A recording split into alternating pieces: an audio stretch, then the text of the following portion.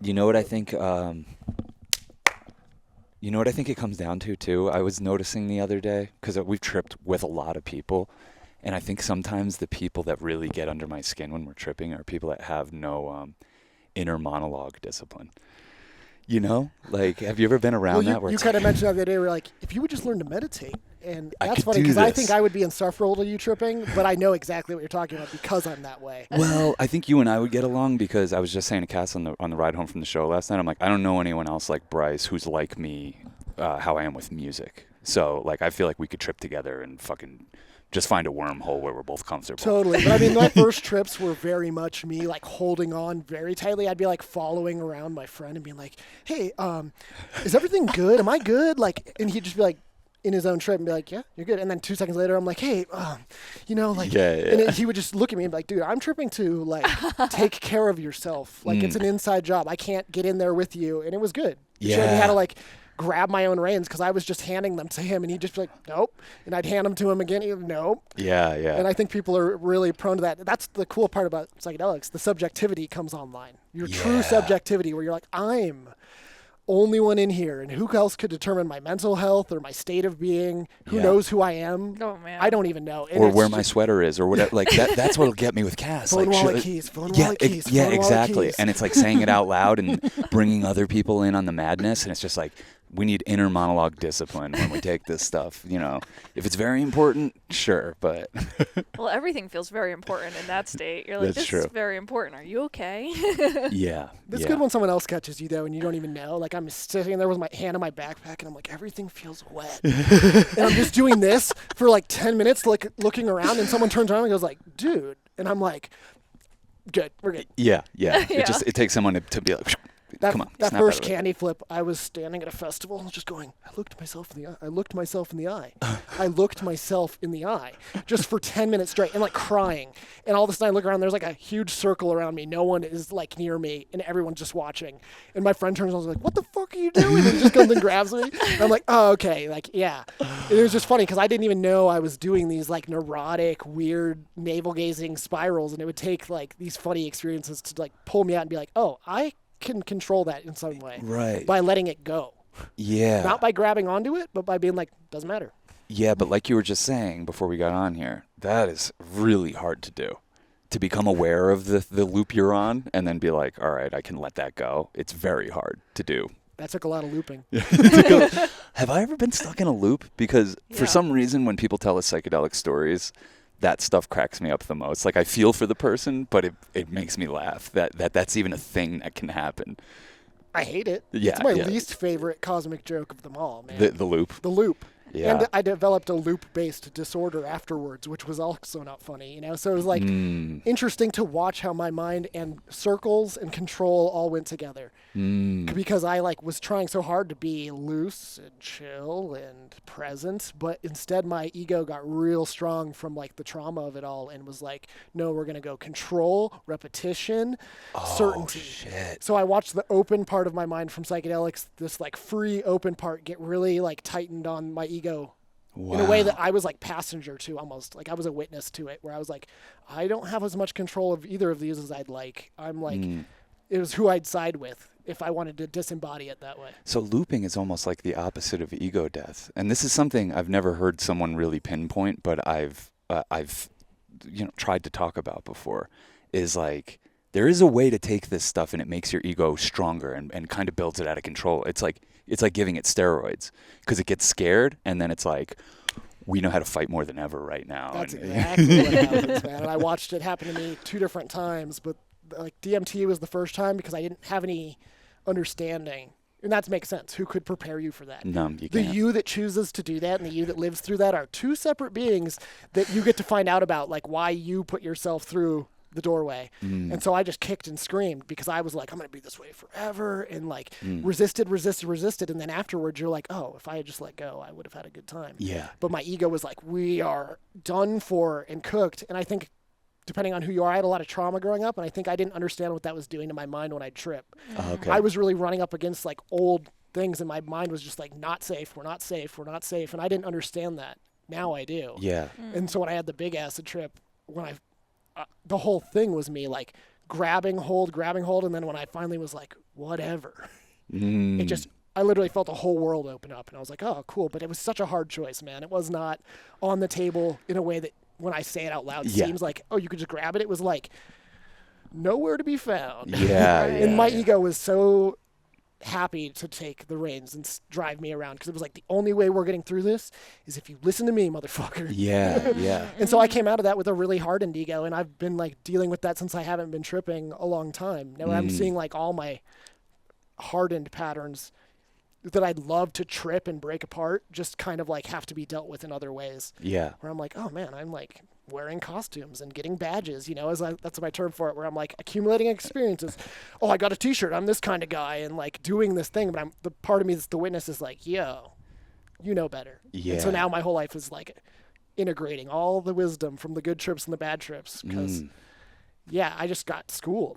Yeah. Well, we've had in the back of our head for years now, you telling this story on the podcast, because I've never had someone, we met you in person at COSM. When was that? Like 2019? 2019, yeah. So right before the pandemic. And we had talked before, but we'd never met in person. And we were just chatting, and you started telling us this story. And I've never had a more visceral reaction to anyone, to the point where now when people start trying to tell me a story like that, I prepare myself a little bit differently because I'm like, I'm an empath, I think, and I can take this stuff on. And man, you told us this story up at COSM, and I was like, I've never heard something so wild in my life. So maybe you could tell us about that experience. I'll go into it for this one because I feel like this is the audience that should hear this, actually the real version. I tell this story often enough now. And I've gotten some pieces of it from people that were there with me that I didn't remember at the time. So this whole story gets fucking wild as it goes.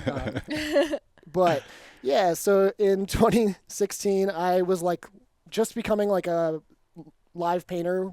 Like I just started painting from seeing a couple live artists at Symbiosis in California. I'd like candy flipped and I saw them painting, and I had been painting like watercolor doodles, and I had a DMT trip that made me just obsessively making art, but I didn't have like a really formulated way to do it. And I saw somebody painting live and I was like, oh, I think I could do that. So I went to Sonic Bloom, which is a festival down south here that happens every year. And I went by myself. I knew one artist there, kind of. And I had just taken a workshop at COSM with Randall Roberts and Morgan Mandala. They were they were artists in the Colorado area. So I had like a week before. I'd come off that. I'd just done mushrooms my first time at COSM. I'd never done them before. I'd done acid. Really? I'd done acid a considerable amount of times, but I did mushrooms. I literally went up to the like statue, the world spirit statue, touched 3 little mushrooms to its head and ate them, and like on my last day, and was like, okay. So I was like on this cosmic high in general, and I went to the festival, and I was just like, I want to be part of this psychedelic movement. But I always felt really insecure, like I've not tripped enough. I don't, my friends were like, you don't just trip once and make art like Luke Brown or Robert Venosa or Alex Gray. They go in. And so I had that in my head, and I had this insecurity of like, I'm not good enough to be here. And I was renegade painting, so like people are billed and paid to paint, and then there's people like me who just go with an easel and set up next to them and just get weird, which they're cracking down on more, understandably so. It's kind of a weird, selfish vibe. It's kind of like vending at lot, but being a bastard. Yeah. Or like going to a concert with a guitar and standing in the back and it's between every song, rocking your own song. I've got a little number. Yeah. Like, hey guys, back here. And then you play the same song they play, but worse. Yeah, that's kind of the vibe. Or like, hey, I'm just learning how to play guitar, but everybody, look at me. Big, weird mixture of things. And were you somewhat new to painting? Yeah, pretty new to painting. Not terribly new to psychedelics. I had like done DMT. I'd done a fair amount of acid, or what I thought was acid at the time. That's another thing. Okay. Like I'd had significant acid trips where I was like, wow, whatever I'd done before wasn't acid. 5 or 6 significant like 2-tab trips where I was like, okay. Yeah. But that's it. And it's a pretty big deal in itself. Yeah, and for me at the time, like I was 23. It was a really like fresh time still. In my head, all those things happened far apart, but in reality they happened very far, like close together. Yeah, my DMT trip in 2015 or 2014 that was like kind of traumatic to this trip, that's like a year apart. Yeah. When you're young, you're like, oh, it felt like 10 years. Lifetimes. Yeah. Looking back, I'm just laughing. I'm like, oh my God, no integration. Yeah. No slowing down to think. And I was smoking a lot of weed. Like in general, I loved weed. I smoked weed every day for so long. So weed was like my ally. Yeah. And I went to this festival, and they were, everyone was painting, and it was like Saturday, and one of my friends who I kind of knew introduced me to this other artist, and they were all like, "Are we good?" I don't know. I'm just like, you don't want to like have rain go in. Totally. Pull the awning out. I'm just gonna turn It doesn't go out far. Oh, it does. Yeah, it doesn't. We have to like sit in the wood. Damn. Shit. Damn, it's like actually raining. Should we move it in? Fuck. We can. God damn. It doesn't look like it's gonna this clear doesn't up. look like it's gonna All be. right, fuck just it. before. Little hiccup. A couple little raindrops. Good thing we're waterproof, but our equipment's not. So. Amen. You were just in the middle of telling us this story, and so you're showing up in your renegade painting at this place, and it's on a Saturday of the Yeah. festival. So like, I get there Friday. Okay. I spend the first night just like drink some beer, smoke some weed, go around, say hi to everybody. Like, I start a little painting. It's nothing. Like I'm painting a small painting. Everyone there is painting big paintings. Yeah. I'm painting on this little thing, and I'm like making this gross, messy beginner painting. But I have the fool's confidence. That's the whole thing about this. This was the fool's journey 100%. Like the whole idea of the fool that persists in their folly becomes wise. That is the title of this whole story for me, man. Because it's so true. Because like I was telling Cass, no one could have told me this story from outside myself and had it make an effect on me. I'm the kind of person that had to fuck around and find out on my own. Yeah. Because I just wasn't a certain kind of stupid that actually led me to being a certain kind of wise. And I wouldn't recommend it. Yeah. But that's just who I am. So It's Saturday, and we're like all kind of hanging out, milling in the middle of the afternoon. There's a dude there giving everyone like weird haircuts, like in the dirt at this festival. So I watch this guy I know get a haircut, and then they all go back and they're like, "Yeah, we took some acid. Do you want some L?" I'm like, "Oh, fuck yeah." And they didn't tell me anything about what they were doing dosage-wise, and I'd only ever eaten blotter. So I'd eaten like 2 tabs, tab and a half a blotter, and even that I wasn't doing in a very discerning way. Yeah. So they didn't tell me they had a vial of liquid L, and they didn't tell me they were taking the dropper out and wiping it on their hand and licking their hand. Oh. And I'd never taken anything out of a dropper, like a tincture, nothing. Yeah. And no one watched me because everyone was like, "We don't know this dude, but he seems like he knows what he's doing." Yeah. I took a dropper full that I think was probably about close to half full of the dropper. Ooh. My intention was to take a micro. I was like, I'll take a little dose, and then I'll just paint. It'll be a little bit. So I took half a dropper, and I was like, I don't want it to be nothing. Took a little more. I forget that part of the story. Oh my god. It makes my skin crawl even saying it, because I can see like the visual in my head and just this feeling of like that part of me just getting kicked into the abyss. The old version of you. Yeah. One part of me was like, you want to be a psychonaut? Your ego's never going to let you do this by choice. That's one way of looking at the story. Yeah. Besides, like, one part of me, very stupid, not discerning. The other part of me was like, you kind of want to know what it's like to go far out. Yeah. But your ego's never going to be like, eat 10 hits of acid. No. So we estimate I was between 10 and 20 hits, possibly could be more. No one knows the mic dosage on that. Yeah. So within 15 minutes, I started tripping. And I remember I went to my car. I got some which was like maybe a 10-minute walk. Did you realize you had done too much? No, not until I started to come back. So I'm like walking to my car, and I'm like all excited. And I'm just like, whatever, hell yeah, I'm going to pay and come back. I'm just going to go get fruit. So I was like, I'll bring fruit to everybody and be like, hey guys, I got fruit. Because they're already tripping. And I come back with the fruit, and I remember putting it in the dirt by my easel, and then just standing up and being like, oh, fuck. Because it just like all at once. And Like that sound effect in movie trailers.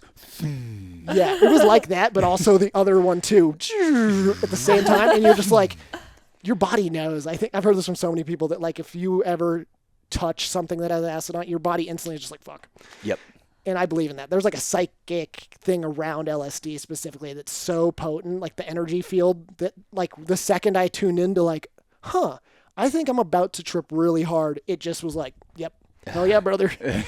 Ooh, yeah, brother. Yeah, I was like, buckle up. And I was like, I don't have a seatbelt. And it's like, exactly. Oh, my God. Let go or be dragged, Yeah. and you'll do both. So within 15 minutes, I'm standing behind my friend who gave me the acid.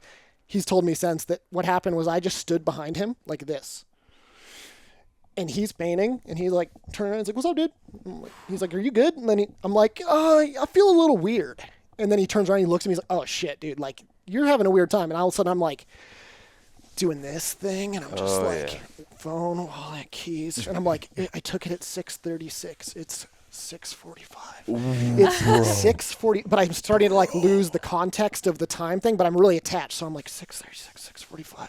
My name is Bryce. I took too much acid. It's going to be all right. And I'm like trying to do something, and I'm like, they're like, oh, okay, dude. And they're him and my other friend who I kind of knew, I realize instantly they don't know me very well. Yeah, right. And I don't know them. And it's a weird dynamic to put on somebody of like them being responsible for your reins. I'm like holding the reins up in the air, and they're like, I thought you had those. And you're like, but I feel bad too, and I can see on their face the instant like concern. Like, don't give me the reins, yeah, please. They're like, hey, bud, we thought you knew what you were doing. I was like, me too. And they're like, they were giving me the benefit of the doubt. They're like, maybe you just need a weird little come up. You'll come around. They didn't know how much I'd taken. No one watched me. Okay, No one watched me. So they were also like, maybe he's on something else. I think I'd like drank a mate in the day and smoked some weed. So not nothing, but not something. Yeah. And in that scene, you also don't know who's like kind of schizo. You know what I mean? Yes, like, and this is something I learned quickly too. Is that sometimes when people see this, they instantly go like, "Oh, because you can acid see through people." So I could just see this dude looking at me, even the friend I kind of knew, being like, are you the kind of person that shouldn't be on acid? And I'm like, you only find that out by doing it. You know that? Oh, and this God, plays Bryce. in later because so they like, I'm like, I think I need to go to my car and just like change clothes and like chill. And because it was so overstimulating, like I'm in the middle of the stages are going on. People are painting. I'm just like, oh God. And it's like hot in the middle of the desert, Colorado landscape, on the solstice. Oh, wow. On the solstice day. Ooh. And I had set an intention too, which is a dubious thing in psychedelia, man, because it can be rigid and controlling, or it can be too vague, and you get what you asked for, and you don't understand how to ask the right question. Yeah. Because I was like, give me an experience that helps me help other people. That's so vague. It would have been better to be like, can I have fun this evening, right now, in the moment? Can I paint a good painting? Dude, that can I is dance? literally, to me, I've come around to the place that is the only intention I'll go into any psychedelic with is, can I have fun? Because otherwise... Yeah, you don't know what you're asking. And acid, more than any other thing, is like, sure, we can make that happen in the grandest, most Jupiterian, blown out of place way. Where it's like, yeah, dude, we got you. And also, you took so much, so hell yeah, we got you. Yeah. And I was just way like, more cool. than got you. Yeah, picked me up like a little baby and just threw me into outer space. So we're walking in my car, and they're all trying to get me to do stuff. They're like, can you make a funny face? Making funny faces at me. And I'm starting to go like, trying, and I'm no. And then I start going really quickly into the loops where I'm starting to go, or not in loops, but in the dips where I'd be like, blink, open, everything is like digital and moving. Blink, I'm back. And so I'd just start making jokes. I was like, I can't make the funny face. Anyone have any toothpaste? I want to calcify the pineal gland. Back up. This is getting out of hand. And they're like, oh, you're good, dude. You're making jokes. You're funny. They're all like, we didn't know. You're funny. You're kind of funny guy. I'm like, I'm not having fun. Yeah. And they're like, I am funny, but I'm not having fun. I'm like, it's a defense mechanism right now, for sure, man. They're like, can you dance? And we go by a stage, and I'm just like, no, absolutely not. They're like, maybe you need to take a shit. And I was like, looked at the porta potty. I was like, no way I'm going in there alone right now. I will not make it. And I don't think I would have. That's the worst place to have a come up. I've done it before. Oh. That's where you learn who you really are, is on the come up on acid in a porta potty. I tried to put my hand through one time thinking I could go through matter. I'm just pushing the door open while I'm taking a shit. And I've been in there for like 15 minutes, All my friends are like, dude, what the fuck? I'm like, oh shit. Oh yeah. What am I doing in here? Just high on natural jenkum. Yeah, that comes into play deeply for me. So I was like, they were like, okay. And then this is what they said happened is we walked by a group of people that it was like straight fear and loathing shit. This guy, this like sleazy looking like little bald, round, fat, sweaty man was taking pictures of all these girls that were like all scantily dressed up.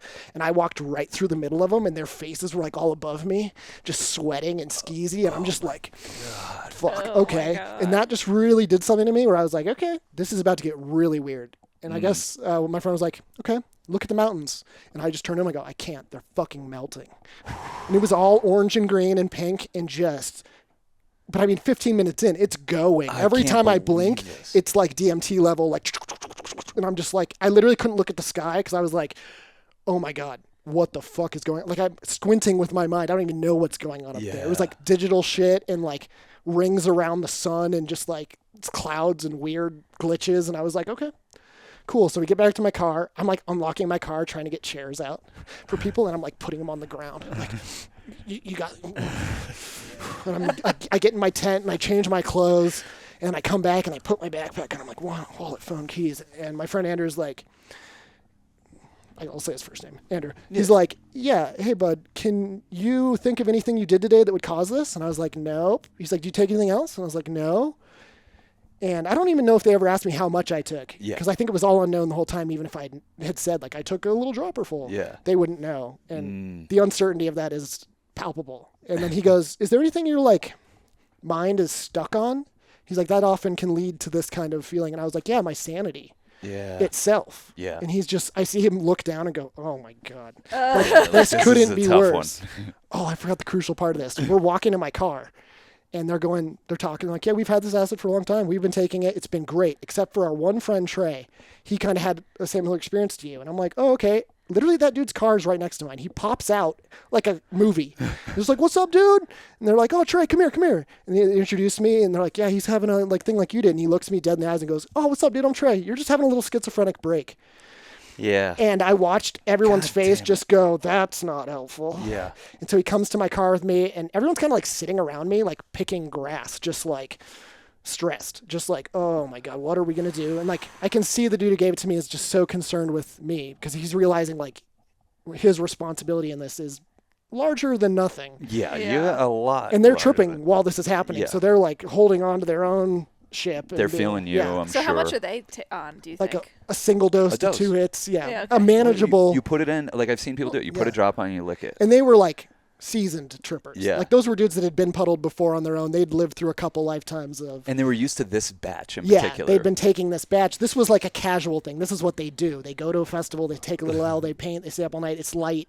Yeah. It gets a little weird, but it doesn't get. Yeah, like this. Puddled. Yeah. And so they're sitting with me in the car, and they start to get like kind of irritable with me because I just keep going like, phone, well, the keys, okay, it's 6:36, it's 6:46, it's 6:46, and I just keep doing like this thing, and I'm just sweating, and I'm like, I guess one of them gives me a Zen koan and goes, so think about your grandmother's face before you were born, and I just went, my mother, my parents, call my parents, I'm fucking dying, and then I just, I got stuck, and that's what started me looping, and then I guess Just the idea of your yes, parents. because I was like, oh, what have I done? Who Yeah. am I? Who am I?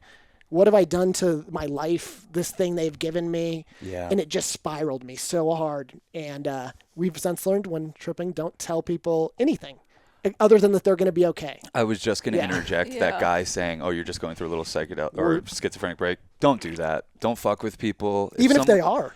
Even if they are, if they're not, if they're on substances, don't fuck with people. Don't try to set them off on a path, even if you think it's cute or funny I or literally it's a think good the story. only thing to say is like, you're safe. Yeah, Yeah, you're, you're safe, safe. and what you're going through is normal and Yeah. okay, and it's going to end. I sometimes try to tell people like it's wearing off as we speak. Exactly. But That's in your good. situation, I don't even think I could say that because I would have laughed at you because I could see through you. Yeah, yeah. This happened. Yeah. So they go, I guess they told me, in hindsight, I thought I chose this. They were like, no, we definitely suggested that you go to like Zendo and medical because you were really like freaking out exponentially quickly. Yeah. And they were like, once you got to your car and changed your clothes, it was like going downhill. Because they were like, we just saw it flip where I thought I had some control. Like I was going to change my clothes and be like lighter and Yeah. fluid and get into chirper mode. But instead I just was like going swimming in the sauce. Oh man. So they take me to medical, and I'm just like, my stomach fucking hurts. Like, I'm dying. Call 911. Call my mom.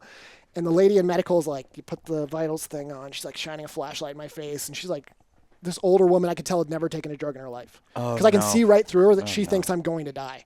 Oh, And that no. she's like, we don't know what you took. We don't know how much of what you took. We don't even know if what you took is acid or anything. So your vitals look okay, but like we can't do anything for you. And this other Isn't really that crazy? yes. That This- your vitals are okay yeah, through all this. as my whole body is like Your existence is falling apart. yeah, my inner world is just gone and my outer world is sweaty and weird and wet and embodied and also like disconnected at some Yeah. point. Like a wire got crossed. It's Yeah. just this lady, and I start like kind of mocking her because I can just see like that she doesn't know what's actually going on and it's making me panic.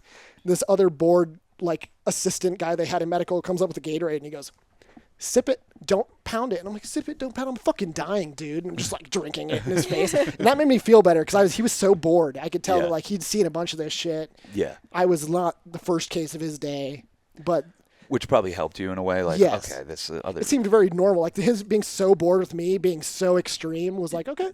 Yeah. If everyone was like really concerned, I would Makes have it like, worse. oh shit, something's really wrong. Like they weren't getting the stretcher out. They didn't call the police. They were like, no, we are 911 here. We're not going to call anyone else. Yeah. You're fine. I could call my mom. Call my yelling out phone numbers. I mean, it's embarrassing, but I was like literally just thought I was like the most lost I could be. Yeah. Besides the DMT trip where everything in your visuals is different. Yeah. This was the closest I could get to that, where I would like hiked up there myself a little bit. Yeah. Like airdropped by helicopter into the volcano. Yeah. Yeah. And I'm like, my stomach hurts really bad. And they're like, had some people there who were from this thing called Medicinal Mindfulness, which is the Zendo program. It's a volunteer run program that they do. They come to festivals voluntarily, get volunteers to help people having extreme trips. And thank God for them. Yeah. They were like, oh, he's got some trauma stuck in his body. We'll take him. And they took me, and the two dudes I was with came with me at first into the Zendo tent. And I guess that's where I really lost it. And I don't know how. Some sort of like thought slip happened where I thought I had died at some point and that they were like in the limbo zone helping my consciousness to the next step. And I was so blown away. I was like, well, they have the little walkie-talkies and it says medicinal mindfulness. That's so weird. But I was just like, I'm fucking dying 100%. Gonna die right now. This is the end of my life. And once I started checking my phone and stuff, I remember my friend looking at me and being like, stop fucking doing that. And I made me put him in my backpack. And somehow I like managed to hold on to all my shit, which was weird. Like, that's so weird. But I just remember this dude, they had, I think 3 people helping me, and they had this girl helping me who was really sweet and calm. I felt her energy very good. And then what I later learned was her boyfriend was sitting next to me going, breathe, take a deep breath. And he's very stern with me. And I was just like, oh, take a deep breath. Well, fuck you, dude. Like, I am going down. Yeah. And then his girlfriend would just be like petting me and like, it's going to be okay. And I would just like curl up and like, then I started looping. At this point is around when I started looping because I lost context of who anyone was. I thought I was dying, and I just kept looping over this thing where I would get up, I would have them walk me to the porta potty, I would try to go into there and do my business, and then I'd walk back. I would go through every emotion possible in probably like seconds. Yeah. Not even minutes. Yeah. I probably was doing this every 10 minutes at longest. I was probably doing it more. And I looped. So I thought I was kind of like dead, laying somewhere, kind of just going through some sort of thought process. I didn't realize I was actually getting up. They take me to the portalet in the festival through all the people. It's not a private thing. So I'm seeing people that I recognize too. And I'm like, oh, what's up, dude? And they're just like, absolutely not.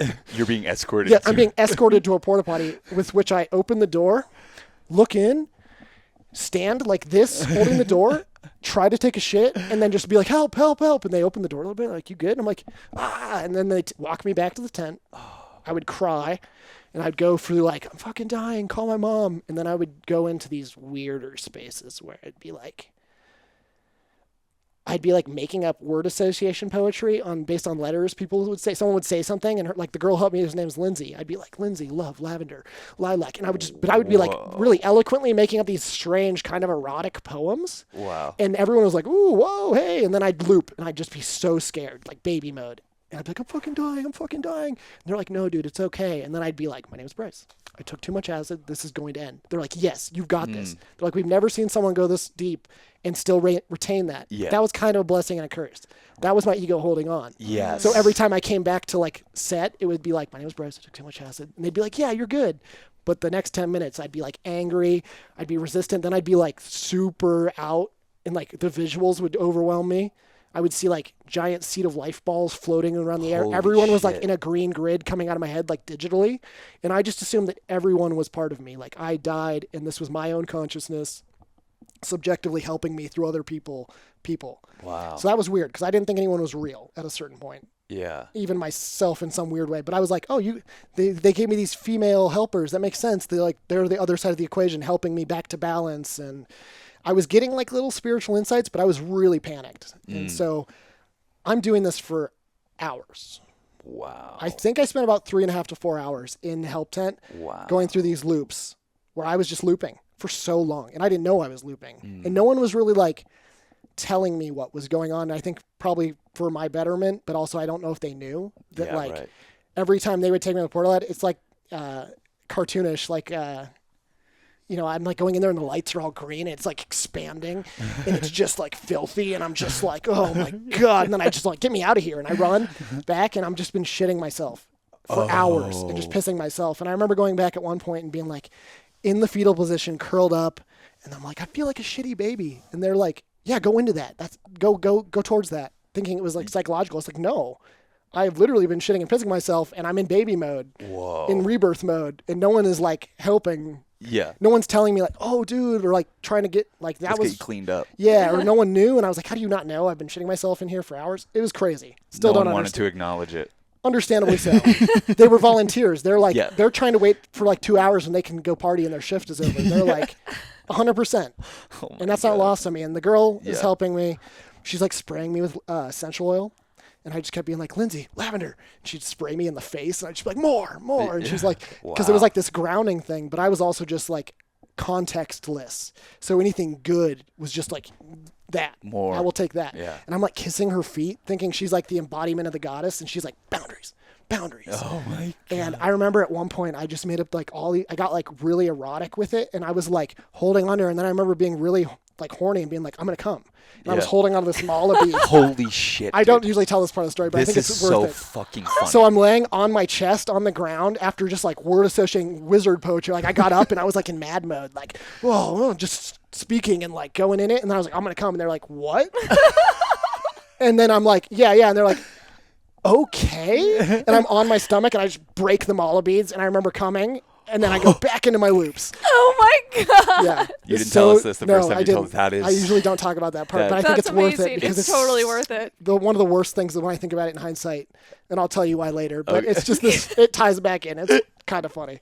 But because it's like, what the fuck? Like, I had no context. I had a friend in college take a lot of acid, and he went through a phase where he would like word associate shit, and it was freaking me out. And then I realized I'm doing that, and I was just like, oh. But I'm man. running. I'm like running laps. So I'm just like, when's Tipper playing? And they're like, tomorrow. And I'd loop for an hour and like, oh, Tipper's playing tomorrow. And they're like, yes, you got it. Another lap. But I was going through all of them. And I just remember laying on my back at one point and just being like, I'm going home in a stretcher to an insane asylum or I'm dying right here. And I was just thinking about my whole life and my parents taking care of me into my adult life now that I've fried my brain to pieces and being like, what was I looking for in here? Why did I come into this space? And then I kept being like, enlightenment.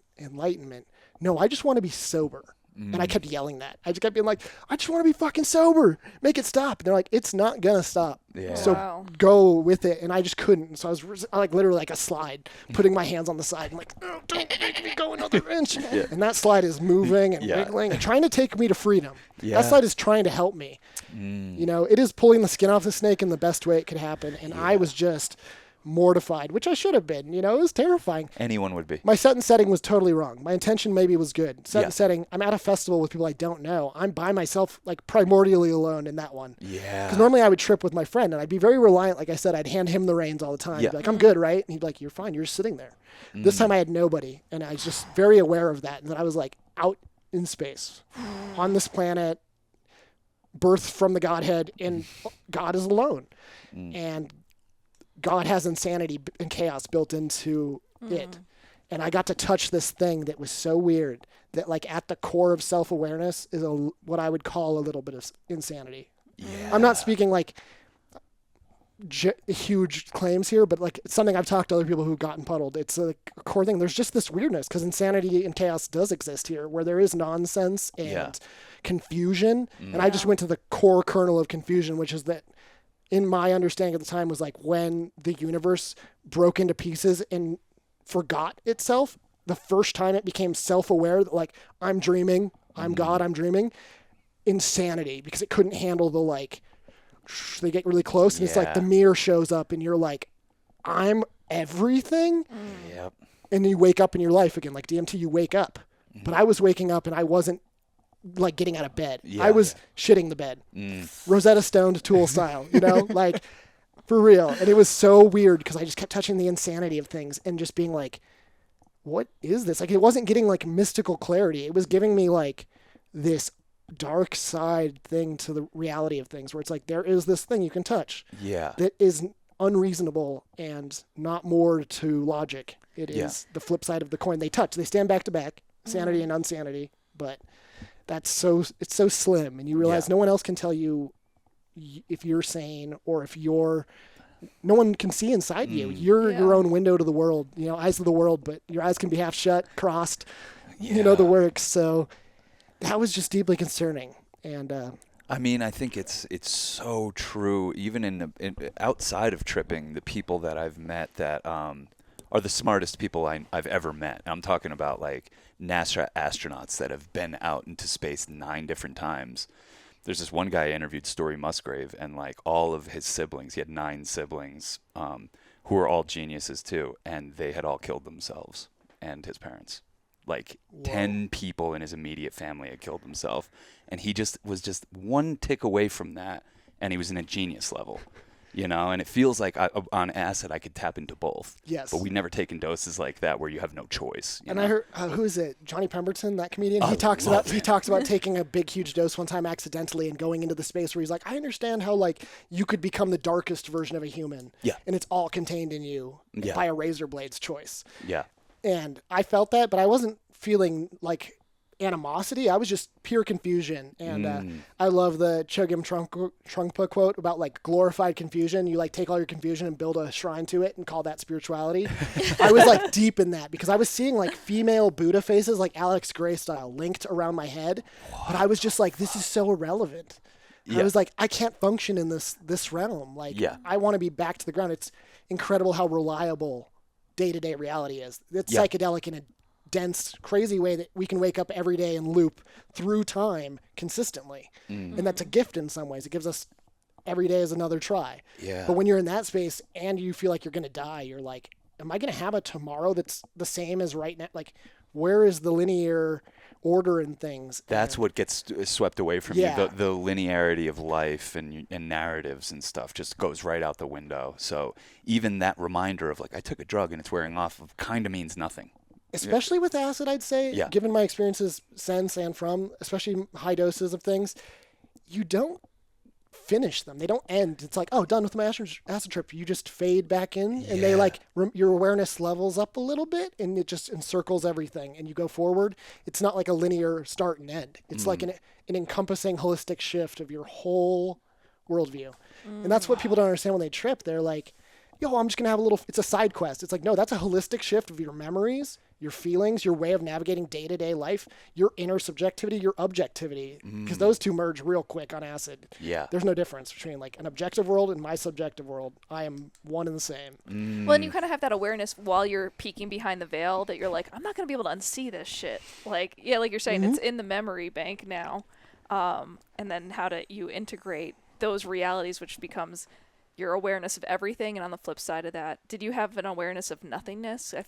Yes, there was just a void feeling, but I think it's a very acid specific feeling too. And Yeah. luckily I'd had a lot of like Buddhist kind of knowledge in my armchair Buddhism in my head where it's Yeah. like, I've read a lot of things, never put them into practice.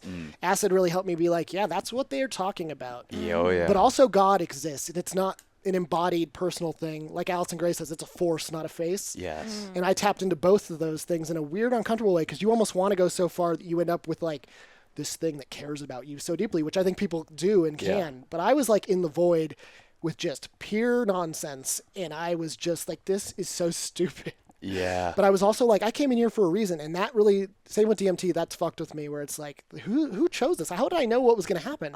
How would I choose something I didn't know was going to happen? Like, why? What does that even? What adventurous part of the human consciousness is like, I don't know, and I'm going to find out, but thinks it can control the knowing. You cannot. You cannot find out Yeah. by knowing before you do it. And psychedelics are just a paradox in that way, where you find out because you don't know. And Yeah. you go through a whole thing of like, does everyone know this? Is everyone but me tapped into this all the time? That's Yeah, a huge that's- when you first start That can taking make you acid. very paranoid. Oh yeah. Yeah. Yeah. I've had friends go spiral on that where they're like, am I stupid? Yeah. Am I stupid? Do you know this? And I'm just Yeah. finding out? And so there was that feeling of me being like, am I that dumb that I had to take this much to figure this out? Yeah. And that this was even like non-existent. Like there was no core insight. And that was Yeah. frustrating. But I just felt like I was dying. I was going through these things, shitting myself, pissing myself. And at one point I was just like, whatever. If I died, if I've gone, I think it was the thought that I'd gone insane. And I was like, cool, that's what my life is now. It's just like this. And I instantly felt everything lighten up, like, and I was like, oh, perfect surrender. Acceptance. It was acceptance and surrender. And it wasn't intellectual. It was just purely like, this is how it is right now and possibly forever. And I just opened to it, and then everything got better. Like every bird, I just started to get playful with it, where I was like, what is going on? Like, how high am I? Where am I? What is real? And all of a sudden it started to like get kind of mischievous. Because in context, I thought like, oh, I'm done. I'm done tripping. Yeah. I wasn't thinking about time and acid and dosage and thinking like, no, I just 4 hour came up like ayahuasca level purging. Yeah. Now I'm peaking. Yeah. Yeah. And I'm in a dark tent that I've been in for hours. So I'm kind of like lost context for a lot of things. And I'm starting to realize the people helping me are real people. They switched out one of my helpers, the girl that I was like kind of cosmically attached to. Mama went away. All the anima went away. All the feminine archetypes disappeared. They gave me a new one. Yeah. She was great. They also gave me this like weird wook girl who just kept playing Tipper on her phone, because I would loop and be like, when's Tipper playing? And they'd be like, tomorrow. But she was like, you want to hear Tipper? So she's playing me the song Dreamsters on her phone. And I just remember being like, how is that going to help me? Yeah. But I was starting to get loose enough to be like, you're insane if you think that is fun for me right now. I don't want to hear the most psychedelic song I've ever heard in my life off a phone speaker, looking at you with like all your day glow, whatever. I was just like, bless your heart, but like, you're truly volunteering this. You don't understand where I'm at. Yeah. They put me next to a dude in a K-hole.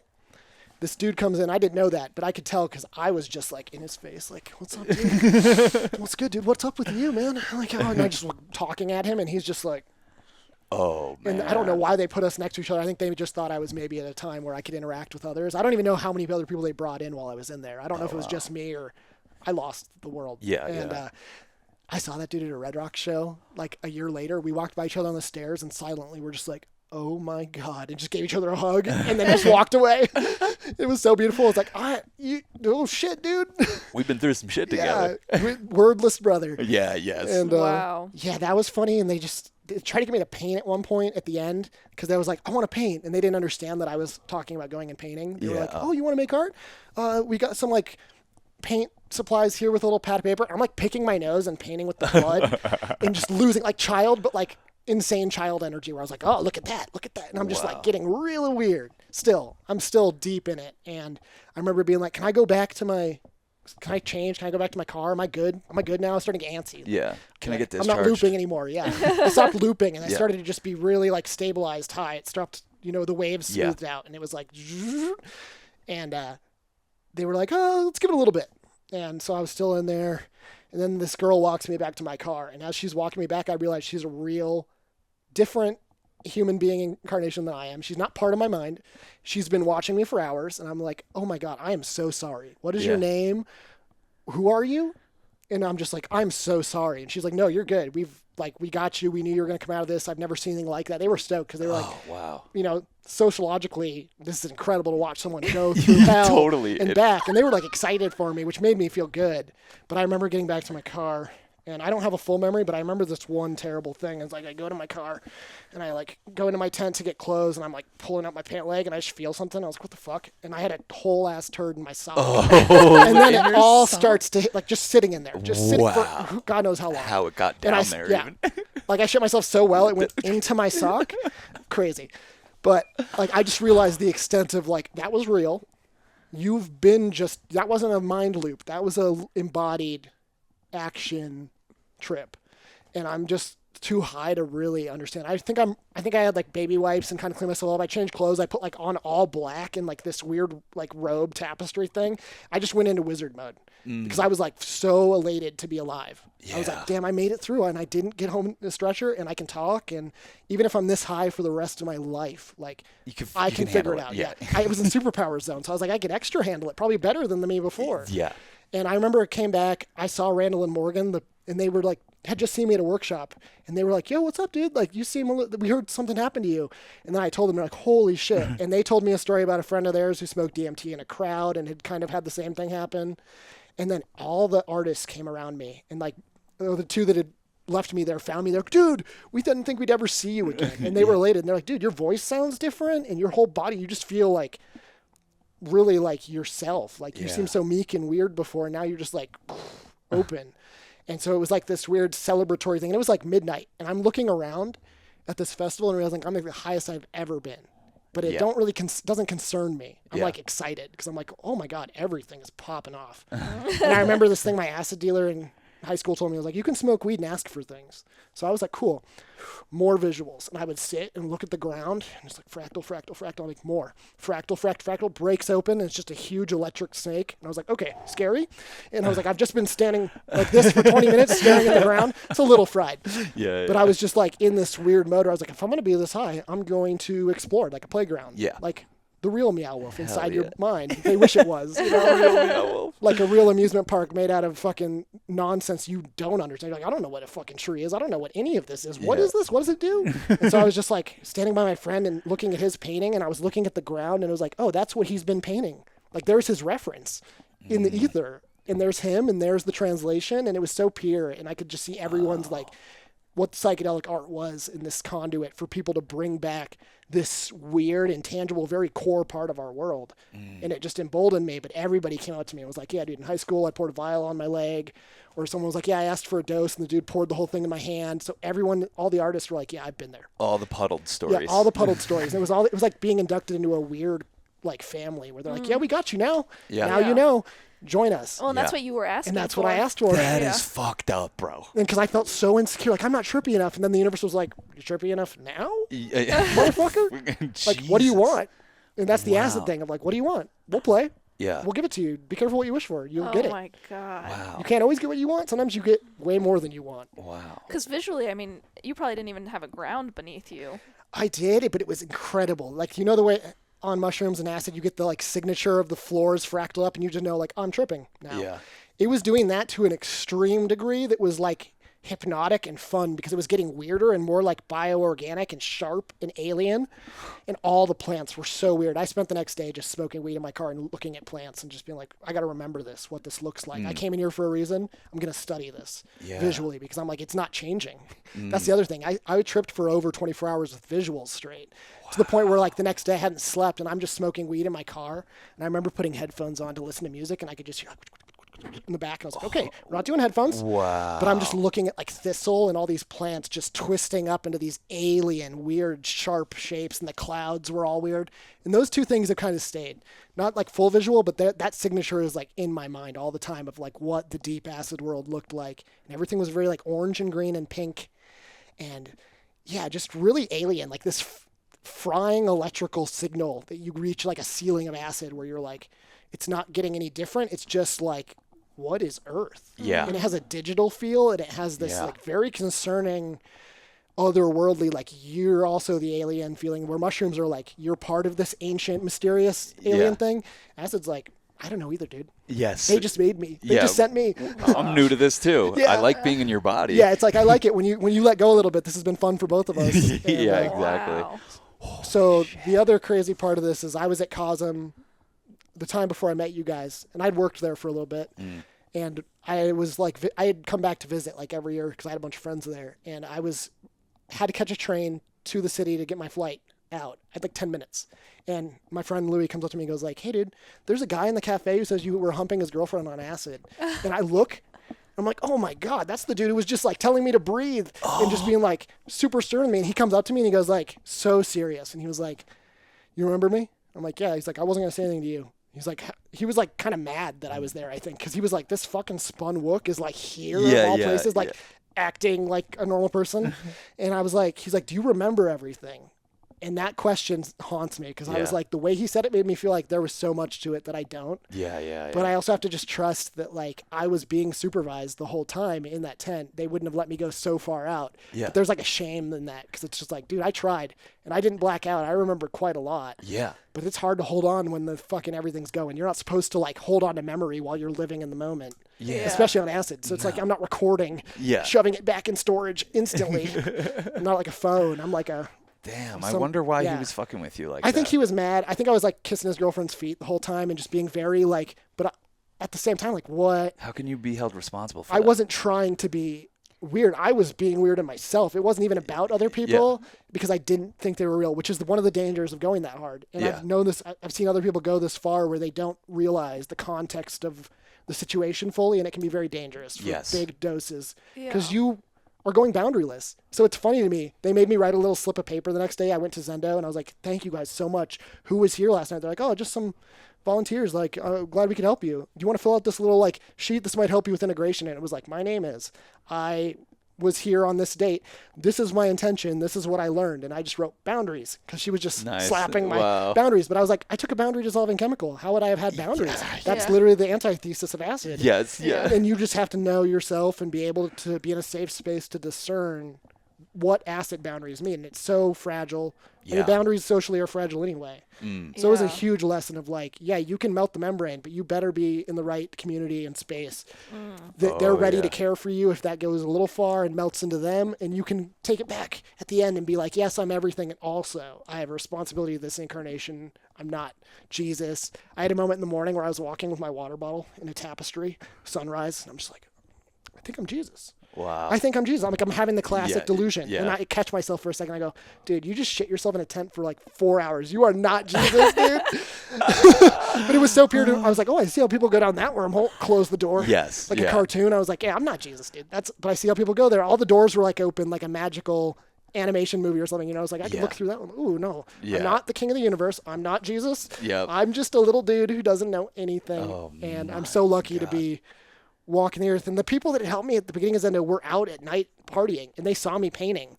Because when the girl brought me to my easel, I went to paint, and she's like, don't touch that. And I'm like, no, pulled my wallet out, my ID. I'm like, this is my name. I was here before I came. She's like, holy shit. Good luck. Hope you make something good, which I didn't. I made a garbage painting.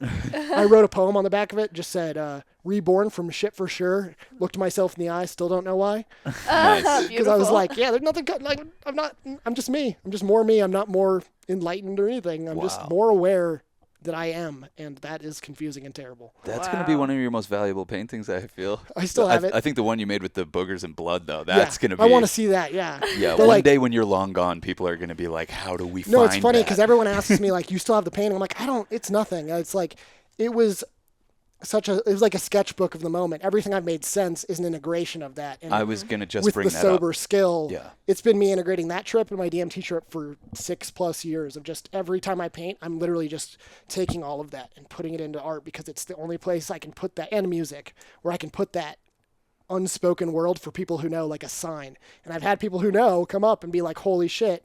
And every time I'm like, I'm not enough or I'm not tripped out enough, somebody points out like just how fucking weird it all is and what's coming out of me. And I'm like, true, no responsibility for it. I'm just trying to pay dues on what I was given. Yeah. It's a gift and it's not a curse. It's a beautiful thing. Cause I was kind of perma-tripped out and it became so sensitive. And so I'm trying to honor that. Yeah. Honor the fool by becoming like the wizard and like alchemizing the journey of the one who doesn't know, and being gentle with it and being like, here, this is the warning on the gates. This is what I learned. I love all the psychedelic musicians who did that for us. Rocky Erickson, Sid Barrett. Those tales became Brian Wilson, they became very permeable for me because it's just like, oh, dude. I realized those people were the ones I was the most attracted to because they're the farthest out on the fringe. Yes. They're sitting on a fence that you're not supposed to even touch.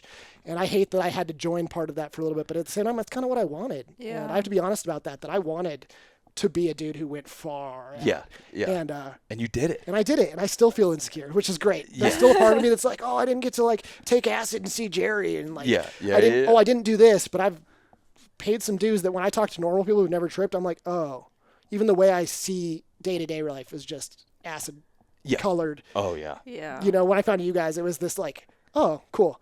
Family. That was a big part of it. It was like, I just felt like this connection, this invisible connection with everybody else who's ever tripped hard and who's curious. Well, that was who's us. Not tripping to party, who's tripping for wisdom. Well, right away when we first took acid, it was like we became obsessed with the Grateful Dead. But I remember being like, did David Bowie do this? Like did the Stones do this? Like thinking about all the music that's been so close to my life. I'm like, how much of this did Sid Barrett do? How much did Rocky Erickson do? And like just becoming obsessed with like, how did they get to this point? And we're very similar in that way because that became an obsession of mine. But I just realized that I was being led my whole life. You know, like I was a huge Circus Survive fan. So when I found out Colin Frangisetto just was a huge psychedelic person, I was like, oh, he's leaving breadcrumbs. Inside everything I'd ever loved was a psychedelic breadcrumb. Yeah. My parents were big Pink Floyd fans, big Tool fans. Yep. You know, they had tripped in their young days. There was psychedelia in my blood that it just made sense. Like even in high school, I was straight edge, and I just remember being like, someday I'll take psychedelics because that's what all the artists are doing. And that's how they made all this weird shit. The stuff you like. Yeah, the stuff I love, and the stuff that even now mystifies me because I'm just like, oh, they were in it. Yeah. And then Ram Dass became like the big one for me. I'd known Ram Dass for a long time, but after that trip, I was like, there's somebody who's been where I've been, who's showing you like, yeah, that is a limited room. You can also walk into this other room, and like this is how you live with that awareness where you're never going to forget that. What are you going to do about it? I was kind of mad at first. I felt like I had been like the wool pulled over, like that they had convinced me, like the Beatles had convinced me that this was a good idea. And I had such horrible trips that I was like, why would you want to do this to me? Like, why did the Beatles make all that music? Like, why? And also, like, the trips were so hard at the beginning that I was like, I wanted to protect people from doing it. Yeah. Like, you don't need to do this. Like, reality's cool. Like, you don't need to fucking burn it all I down. went far out for you to stay in. Yes. Yeah. Yeah. I even my partner, she's talking about DMT. I'm like, I don't know. Like I did it for you. You know, like you don't You're need. good. Yeah, if you're already having hesitancy, I'm never going to be like, you should, you gotta. Yeah. I'm like, no, ride in this world because I went in there and man, like you got to know what you're getting and. You have to become a different person when you see those things. Like there was life before DMT, there's life after. Yes. And that can be really hard. You've talked before about the grieving of your old selves that you have to do when you trip like deeply. Yeah. Yeah. That's real. And it's kind of weird and painful, especially if you're still trying to hold on and build an ego. Especially if you don't have a structure of people in your life, or if you don't know about Ram Dass or the Grateful Dead or have a bunch of head friends, like to fucking delve into these worlds is very, very, very, All very that said, risky. I'm really glad I've done psychedelics, and I like this version of myself a lot better.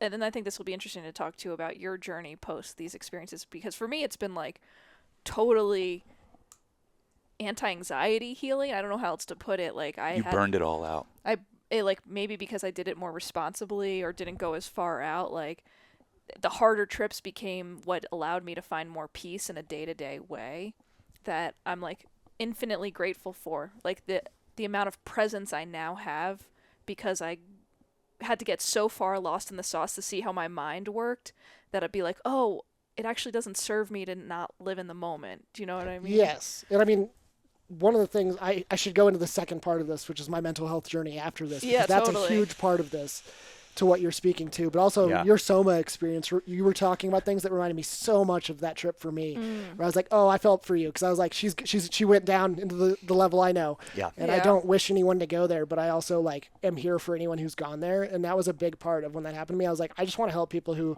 did this, because this is like not a journey that's easy to navigate afterwards, because you're just a person going through the rest of your life. And it can be really almost like a gaslighting psychic feeling to be like, I went there, I saw that, and now I got to go to work and do the. It's like the Ram Dass thing, like, know your zip code, but like, but that can be a weird integration. And there's not a map, there's no elders, there's no, besides like Ram Dass and the dead. Yeah. There's a very like few elders in Western American LSD society for how to live your life after you've gone that deep. And we have so many like warnings on the gates of like cults and people who've develop schizophrenia. No one thinks of these other things. And this is what happened to me, is that after that trip, I had inklings of obsessive compulsive behavior. And I had for years before this trip, and I didn't realize it until very recently, but I attribute it to smoking weed, because I was like, I'm getting anxious and forgetful.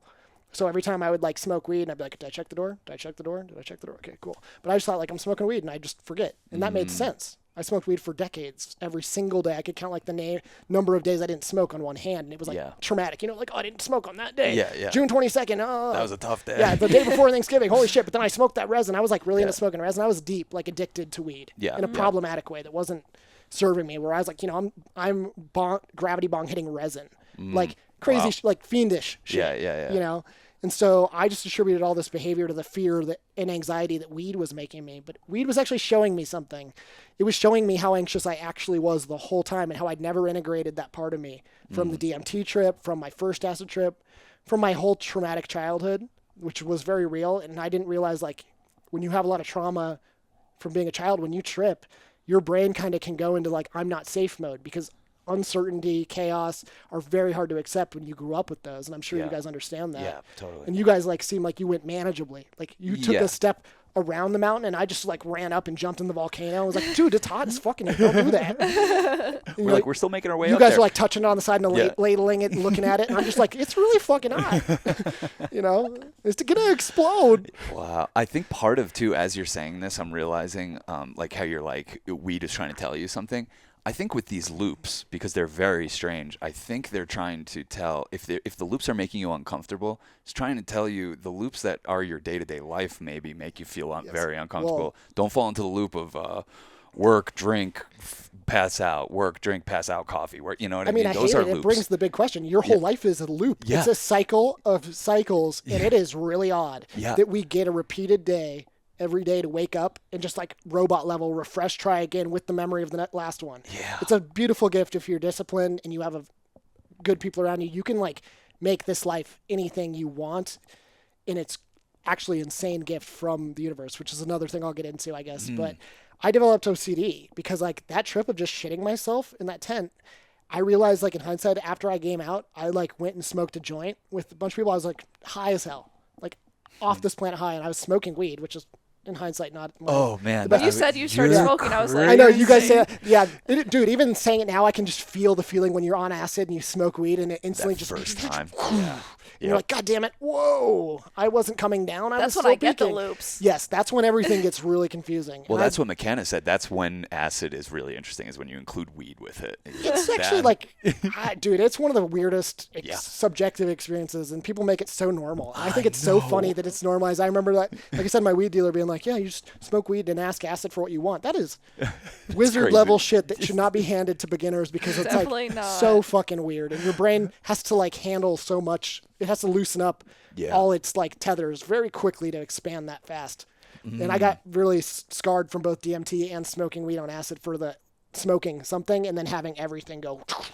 Yeah. The feeling of exhaling and then just everything changing, and then you're like, it's too quick to like handle for, I think, my mind. So the OCD is like almost the ego's compensation Yes, for so this is fucking with it. perfect. This is my ego went so deep and I held on so tight that it was like, cool, we're never going to let this happen again. So I started to have memories of my trip where like I remember smoking a joint with someone and I was like, oh fuck, I have like literal shit in my fingernails and I'm sharing a joint with other people. That is so irresponsible. Yeah. And it is. Yeah. And I was like, I shit myself in a tent for hours. I'm never going to let that happen again. And I consciously and deeply subconsciously. So for years, I just blossomed like a terrible flower of OCD behaviors where I started like being unable to do that. I kept thinking things were wrong with my body. I would like go to the dentist and be like, look at my mouth. What is that thing? What is that thing? And then they'd be like, you're good. 2 weeks later, I'd be like, no, seriously. And I'd be like inspecting my mouth in the mirror, Googling all these things and like thinking I had like these cancers or that I was like giving people diseases. That was my first one. I thought I was responsible for harming other people, that I didn't know it. And I needed to know. I needed to be certain that I wasn't harming other people because I felt so out of control. And then I started to develop very like primal body-based things where like I couldn't go to the bathroom and take a shit like a normal person anymore. And for years, up to last year, that like peaked where I could almost barely go to the restroom in under 2.5 hours to take a shit. Wow. It was taking me like 2.5 hours to just like go to the bathroom and go to work. And I'd be so drained after that. I could do like one thing a day. Yeah. I would be like in the bathroom for hours. Then I'd be in the shower doing this like repetition. I would wash my hands on my forearms, and I like would have all these little rules where it's like, oh, I can't, if I touch my hands, I gotta go back and wash them, or I'd take a shower, got to change my clothes every minute. Like it got wild, and I got so used to it. And I just had this little thread in me that's like all the psychedelia. And I was like, where is that? Where is that part of me that's free and in truth and in presence and love? Because right now I am like deeply lost. And That part of you was scared from overexposure. yeah, and I could It's feel hiding. it. The witness was like, yeah, we see you, dude.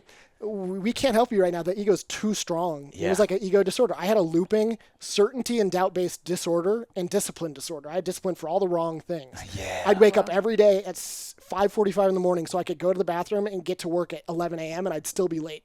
I'd be showing up for work at 1 in the afternoon, 2 in the afternoon. And I was getting so fragile. And last year on my birthday, I just remember talking about how like thin I was at the time to Hannah, my partner, and she was like, yo, I'm worried about you. Like 100%. I'd been so resistant. I'd been in therapy, talk therapy. I'd gone through 3 therapists at that point. My first one had OCD and she couldn't help me. She was like, you're triggering me. Like, I can't help you. I'm in this too. Yeah. And that was kind of wild to realize how severe it was for me, where I had made it so normal. I was like, no, I'm still going to work. I have a girlfriend. I was like, I make music, I make art. But it was like razor's edge functional. And Yeah. I got to this point where I could just see it in her face when we were at dinner, and I was just like, oh, I'm like bad. And this is someone who loves me enough to be like, dude, you are actually like very, very bad right now. And like, I love you. We need to do something. And she was like, my therapist and her were just kind of like, yo, try medication for this, because it's like, because I wanted to do the other way, man. I wanted to like, I'd taken mushrooms after this whole thing and they'd helped me. So I wanted to do like a microdose thing, and I tried little bits, but I still was a dude with OCD tripping. Yeah. I remember taking a big dose of mushrooms at Cosm after that acid trip. And I just remember thinking I lit the entire forest on fire because the colors were changing Oh my like God. so rapidly. And I had smoked weed up at the top of the hill. Yeah. And I remember like going back up in loops, and I'm like, oh, okay. It's not on fire for like half hour where I'm just walking back up and be like, Wow. but I'm tripping. And I'm like, Yeah. okay, didn't light it on fire. But But I the just OCD forget, was going into another level. So that's like gave me a little bit of this weird thing where I was like, okay, I'll meditate my way out of this. So I was meditating every day. I was doing like Sufi meditation. I was doing like insight. I'd done Vipassana retreats. I was doing that. I was like trying to like manifest my way out of it through new age things, through crystals, and it wasn't working. And I just was like, whatever. Because I could see that I was about to lose my job, about to lose my girlfriend, and about to almost be like disabled. Yeah. Like I could barely do anything. It was so wild. Like I'd get up, go to the bathroom for like 2.5 hours, and then just be like, I'm gonna lay down and take a nap, and then I'll come over and like I can't even make dinner. I can't. Yeah. But I was just like, I'm making it. I'm good. Yeah, And I didn't. yeah. I had a couple moments where I saw myself in the mirror and was like, oh, I don't even know who that is in there. Like, how did I get so lost? And You're like lost in all these rituals. rituals, And, it's weird. It's like, and I was a very religious minded person, so it was interesting to see the literal flip side of discipline, ritual, cleanliness, clarity. It was just literally like the dark version of all of it. And it's like, these are all okay things, but you're doing the like worst version of them, and it's not helping you. It's harming you. You're trying to keep yourself safe, and it's harming you so much more than keeping you safe. So I went on Prozac in February, and I am like in a world of difference. Game But changer. it's built on all the psychedelics I took. Yes. Yeah. So I have a map, and just for whatever it's worth, I took acid after that trip a good amount of times. Like I would Wow. take like the quarter of a tab, Yeah. and I would be fully gone. So sensitive that if I held acid in my hand, I would be like, nope. Okay, like Yeah. there were times where someone handed me a tab, and I'm like, okay, no, put it over there. And I'd just be like, I'd smoke weed, and I would go into like a flashback. And I smoked weed for so long that I made myself like okay with it. Yeah. I'd like start freaking out and be like, okay, in 20 minutes you'll be good. You just keep painting. But Yeah. I was like having experience. I smoked weed one time with my parents and just totally forgot the context of reality. Like they were talking to me, and I was like, no, it was like coming out of a DMT trip where you're like, who, what? Yeah. What? But it was like instantaneous. Whoa. Like we were watching a movie, and they're just talking at me normally, and it's like everything was unreal, and just like I had derealization, depersonalization for months, which was really concerning. That was before that acid trip. Oh wow. Where I thought everything was fake, and like in a dream, I was starting to develop like little delusions that I was in a coma and not fully awake, or that I was still smoking DMT and not fully out of it.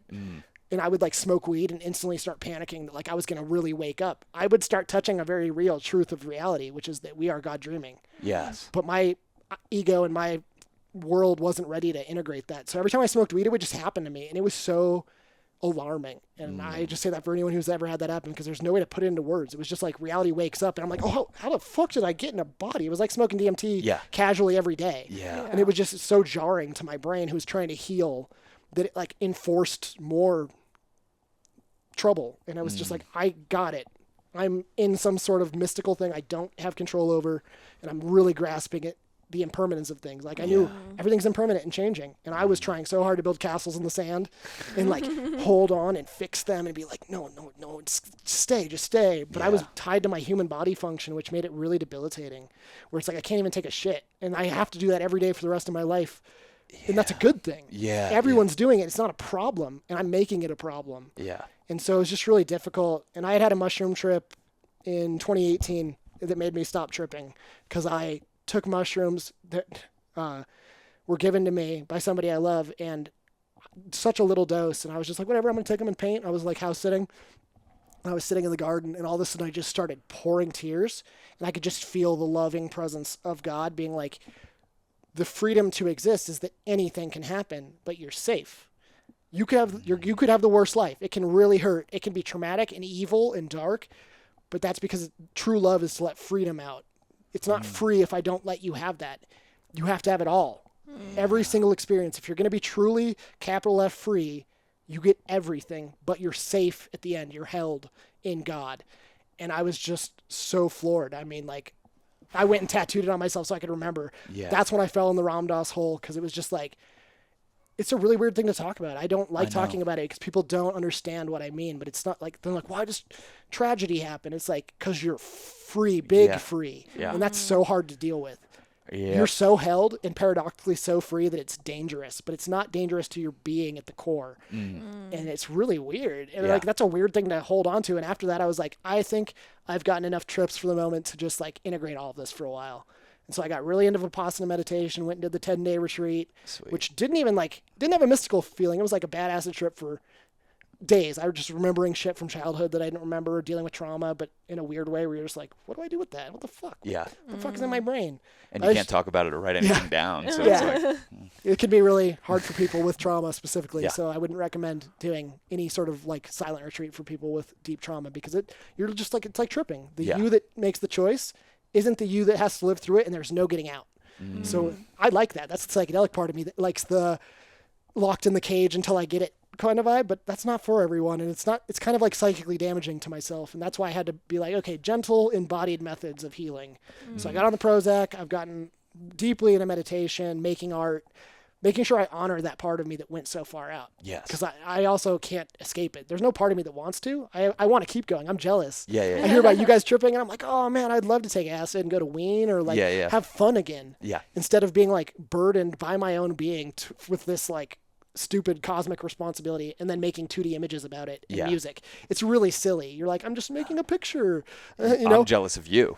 I'm like, I need to trip in all this stuff. You have permanent access to it and the skills to make the music and the painting. Like, your visual art blows us away. Like, I should have started by saying that, but like, you're one of the top tier psychedelic visual artists I can imagine. And you tap into those realms. And I love that you're saying that you want to honor that you've been there. Because I think a lot of people in your situation would turn their back on all that shit. That'll make you go crazy. Maybe not paint anymore. Yeah, even. like it's like releasing a valve. Yeah. Especially because it's wordless and I don't plan, and it's really just a conversation between me and myself and the universe. Same with music, even more. So I was a musician long before I was a painter. Oh, okay. So like being a guitar player, that's like, I remember taking acid and playing guitar and be like, oh, this is my thing, not painting. Don't paint. Yeah. And I kept doing them both in parallel, because it was just like, I need all the outlets I can get. Yeah. And now I'm getting more into like, I know you're a runner. I've been getting into running, exercise. Yeah. More embodied things, because I tried so many new age things, man. I wish they worked. If they really worked, I'd be in. I love some of them. Tarot, huge fan of tarot, big astrology nerd for a while. Low risk, low reward behaviors is what I call them. Because if you know how to read your own mirror, super helpful. They're just a check-in. It's another tool. Yeah, it's another tool, but they don't mean much. They're not like prophecy and especially doom when you're not good at listening because you're stubborn or whatever. I found that lately. I'm like, okay, I keep seeing the messages, and then I'm like, well, whatever. Let's try a different phone. Pick up a different phone. You're like, shut the fuck up. Not that. Yeah, that can happen. And like, I've had friends get lost to synchronicity after big trips too, which is a big one. And that can happen where you start like, you're seeing signs everywhere, but they're not leading you to anything, or you're not hearing them correctly, or you're attributing too much. I mean, Robert Anton Wilson had the whole thing about the depth charge. Yeah. It's very real. I've been there where you're just like, I smoked weed one time, and every single thing that happened within a 5-minute span, second to second, was a synchronicity. So it was like, I looked at this thing, the song said this, the TV said this, I read this word, I felt this emotion, and it's like Noah Lampert's thing where it's just terrifying. You don't want everything to be a sign. I know. It's nice when you're like got the veil on for a minute. The confusion is built in. So there's this paradox you have to deal with tripping that no one has ever really mapped out quite right, other than like Ram Dass, Robert Anton Wilson. Some of these people, I think ancient cultures probably had a better map for it. Oh, yeah. We got nothing. And LSD is a Western thing. I became obsessed with the history of LSD because it's like the CIA and the government and LSD. LSD is a Western psychedelic. Everyone else has an indigenous counterpart. LSD was the first Western Wild West psychedelic. We still don't know what the fuck we're doing with that. Oh, absolutely not. And so it's so fun to be on the Wild West of your mind with a bunch of rowdy weirdos that like, mushrooms have an indigenous thing. I don't feel like I'm stepping on anyone or any culture's toes when I take LSD. No. So it's fun to be haunted by that ghost specifically, more than like, oh, I had 5 dried grams and I don't understand this ancient thing. I was like, That's the perfect drug for white people in America, Yeah. in 2023, where everything's getting very odd and surreal and culture wars, and Yeah.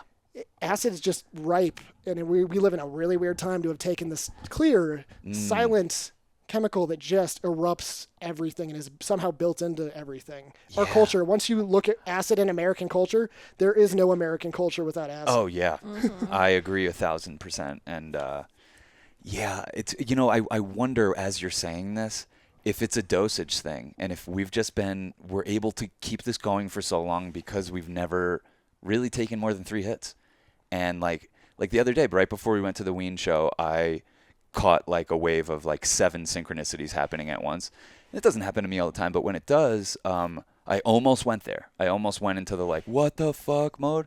But I'm not trying to say I'm too smart for it. I just don't think I take enough to get fully lost in that.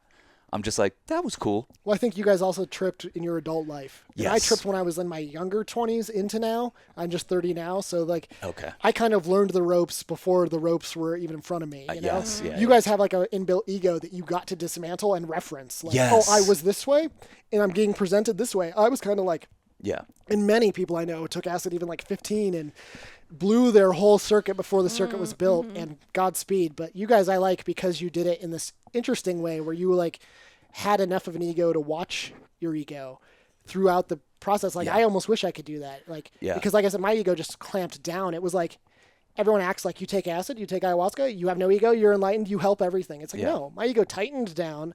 I became more somebody with more problems that I made myself, Yep. that I am only the one responsible for dealing with. Like, what the fuck? It's like a loop in itself. Yeah. I made myself a problem. I Yes. made myself a problem. And it's just like, we don't have no one's helping hand to pull you out of your loop and be like, hey, yes, you are existing, you are subjective, important. Get out of yourself. Yeah. Because you just tighten when you feel scared. And you guys I like because you had that little bit of like rational, or Shane Moss, where he's just like, Yeah. goes so deep and he's like, I don't know, I'm not buying that though. And I think that's so invaluable. I agree. Like when you hear McKenna say, like, I've shopped the spiritual supermarket my whole life and there's nothing for me there. It's like we're kind of at that stage. And again, I think it has to do with us being together, the dosages we've taken, and also, and this is critical for you, we have art to pour it into. There is a way to integrate this. If somebody hasn't, I don't know, I had a passion and a vision for my life that had to do with filmmaking, and psychedelics happen to make it a lot better. And for me, I'm very, very, very grateful, because I think even if we stopped now, the films are forever going to be better because we feel more connected because of psychedelics. Whether that's illusory or not, I don't know, but I don't think it is. So that's why we do it. And I'm just like, this story you tell is terrifying, but like your art has probably gotten way better because of it. And at least you had something to pour it into. Would terrify me more is if you were just a wook who had no like painting or music to turn to or this or that, because those are the people that just keep going back and chasing the dragon for that experience again, because that experience is the thing. For you, the thing is guitar or painting. It's to or put whatever. it somewhere else Yeah. at the show, and that's the things I respect. I also had really strong family support where I told my dad immediately when it happened to me, and he was like super bummed. Yeah. But they weren't like, what the fuck? Yeah. They were there to like hold space for me. I lived with my parents for like 5 years around this time, so I had a really That probably safe helped. container, Yeah. which I wouldn't, it's not necessarily the best thing for development in other ways. Yeah. But I think I needed that, like a safe. I was at home and relearning how to be a person, and now Rebirth. at 30, I finally feel this last year like, oh, cool, I'm born. Yeah. It was a long birth, and it was a home birth, and it was And an inside job What's with a lot of crazy outside is it times factors. out with your Saturn return. Yeah. Like, I became a totally different person, and I'm very grateful, and like I have that part of me that just wants to go back to the fountain. Yeah. It's a common image I refer to as just like going back to the fountain to try to stay there forever. Yeah. It's not meant to do that. You got to accept the gifts you're given, and I think in our Western culture, we, especially with psychedelics, go more often, bigger experiences. Like, have you tripped at this thing with this thing in the eclipse with Tipper at the full moon? We go Totally. all that way. And that's Consumerist it's mindset. a very Western way where I was like, what if I've been given the greatest gifts already, and it's my job to live them now? Like, I was given so much in such a short amount of time that I have to stop thinking about more and start thinking about like what I've been given and deep gratitude, because it's like, I wouldn't trade it for the world. I would never go back and not do that. That's the Yeah. weirdest part. But I think that's the part that helps me the most, because I'm not like, oh, that was a huge mistake. Yeah. I'm like, that was very unpleasant and unfortunate for lots of parts of myself and others around me. But I would not have not done that. I'm very grateful that I went that far. There was always going to be a part of me that wanted to know. And now that I found out, there's a part of me that still is like, oh, still more stuff to know. And I get to feel the itch and be like, oh yeah, that's the unscratchable itch. That's what Yes. makes art. That's what makes you go further in this life for wisdom, for truth, for beauty, for love. It's that itch. And if you Yeah. just scratch it every once in a while and don't expect it to go away, it can be really beautiful. I think we have a thing of like that constant discontent, the samsara. Yep. We want to really snuff that out, and it's not going to go away. So I think the art is the way that I handle that. That's just how I handle living and being alive, is I make art. It's really meaningless. I make a 2D image with plastic and water of some nonsense thing that references a feeling I had in a synesthetic state years ago, and I name it something after a song I listened to that someone made in the 70s. Like, it's stupid. It's inconsequential in a lot of ways. And I love that. That's the beauty of it. Yeah. I'm not like, I made this temple and monument. It means things. It's like, there's a window. You can look through it. And if you know, that window might be comforting. Yeah. And if you don't know, that window won't make any sense and it might guide you somewhere. I don't think everyone needs to trip, but I know most people in America at this point have tripped once. And I think we need people to hold the signs up and be like, hey, warning, Yeah. deep hole, warning, loop, like. That's why we wanted to have you on. Yeah. Yeah. Yeah. I appreciate it because, like, I know we've talked about this for a while. And Well, I mean, like, look, when you first told us this story, we'd be like, we should have Bryce tell that story on the podcast, but it's so much more ripe now, 4 years later. Literally didn't recognize you when you came in yesterday. Yeah.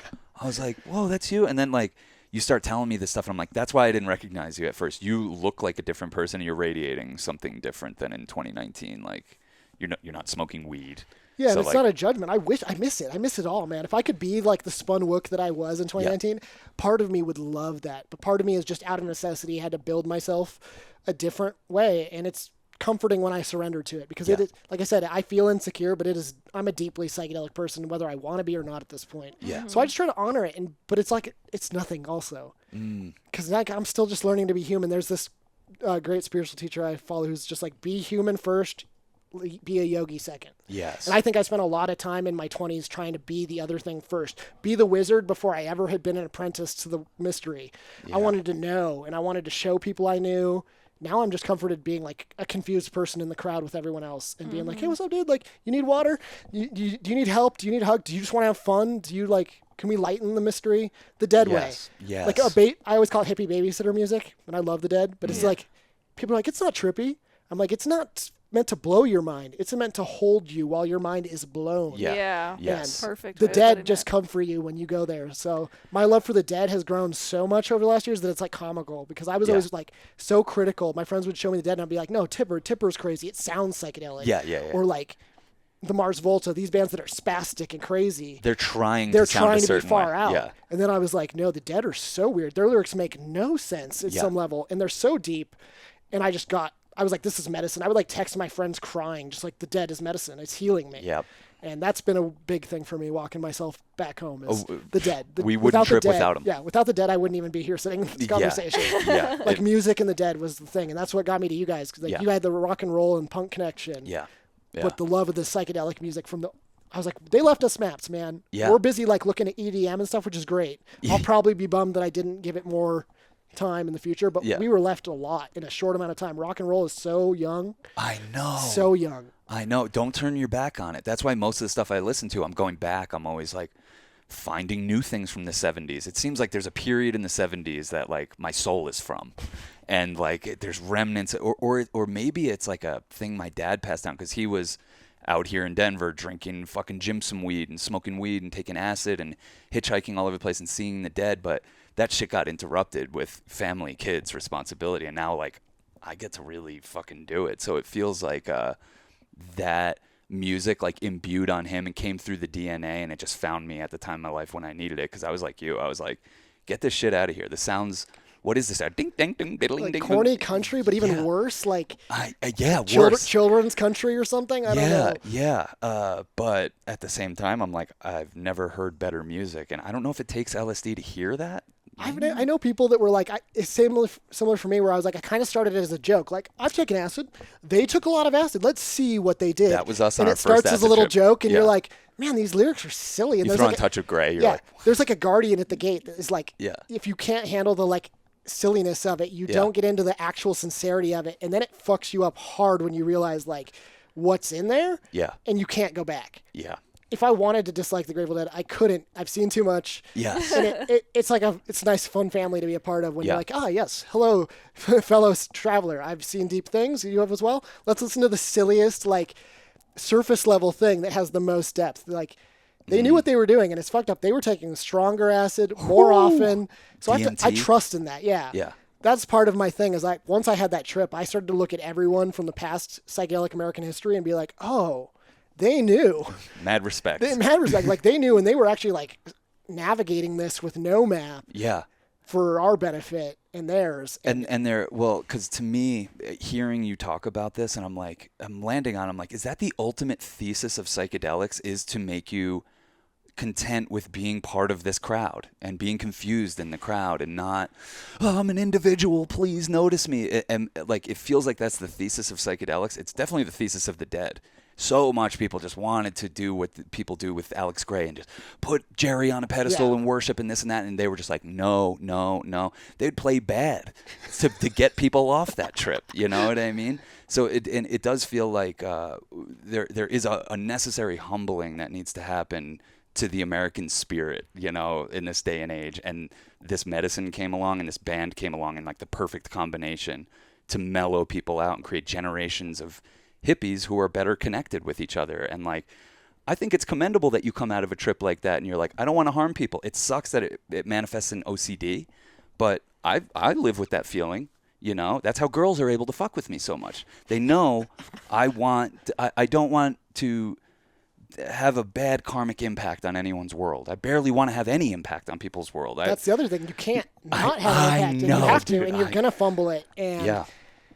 that's where I found Buddhism to be really helpful. And, you know, Lyrics of the Dead, there's this way of just like navigating reality where people left us little breadcrumbs that you're going to fumble it, man. And I want perfection. That's all my OCD wanted, was like scissors through wrapping paper plateau, Yeah. where I didn't harm and I didn't do too much and I didn't do too little, and everything was the same and perfect. And I always knew, and I had certainty and control. And it's just, that's not how this play. That's the antithesis of this reality. Yes. And But those are the values that are imbued on you, which is hilarious. and you don't even know about. That's why the Dead are fun, because they let go of control musically. They let go of a lot of things that we hold dear in Western society and Western rock music. And people hate it. Yeah. Because it's just free. Free was their big thing. Yeah. And it's hard. We think free is do whatever you want. Free is so much more than do whatever you want. It's like, let everything do. Yes. It's not, and it can be weird and it can be harmful, but we got to be ready for that. Yeah. But it's not do harm. It's just, someone had once said to me, like, you keep trying to change reality. You have no idea why it's the way it is, and you think it should be different. Yeah.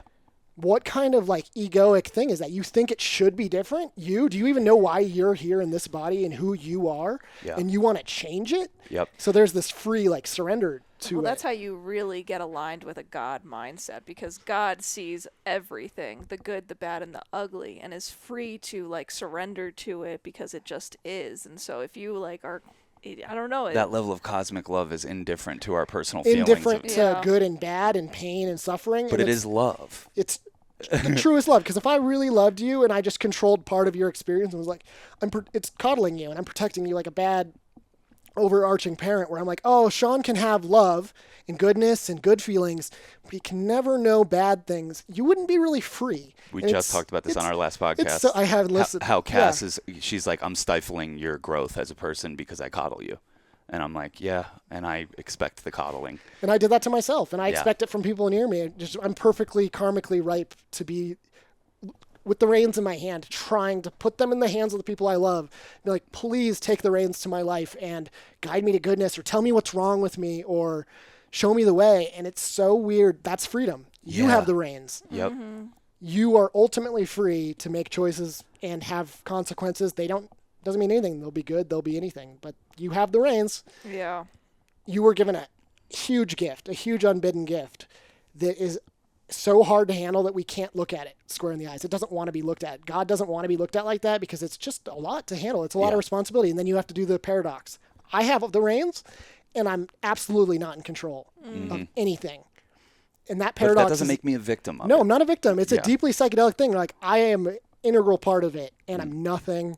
And I have to learn how to walk the tightrope knowing I totally don't matter, and every single choice I do matters. And that can be too much for people, man. vomit. Yeah, it makes me sick. Like, I hate it. If I wish I could have gone through my life being like, get that thing, build that empire, fuck that person, build it up, and know that that was going to be enough. Yeah. Now, no matter what I do, I've gotten some silly addictions. I got addictions to buying band T-shirts, and it was like comical. Yeah. Because I have a stack in my room. Like, I couldn't wear them in a year, and I'm like, oh, which one is the badge I wear to be like, I'm interesting, I'm in control of my life, I'm cool. Notice me in this specific way, and I'm like, bro, you know better.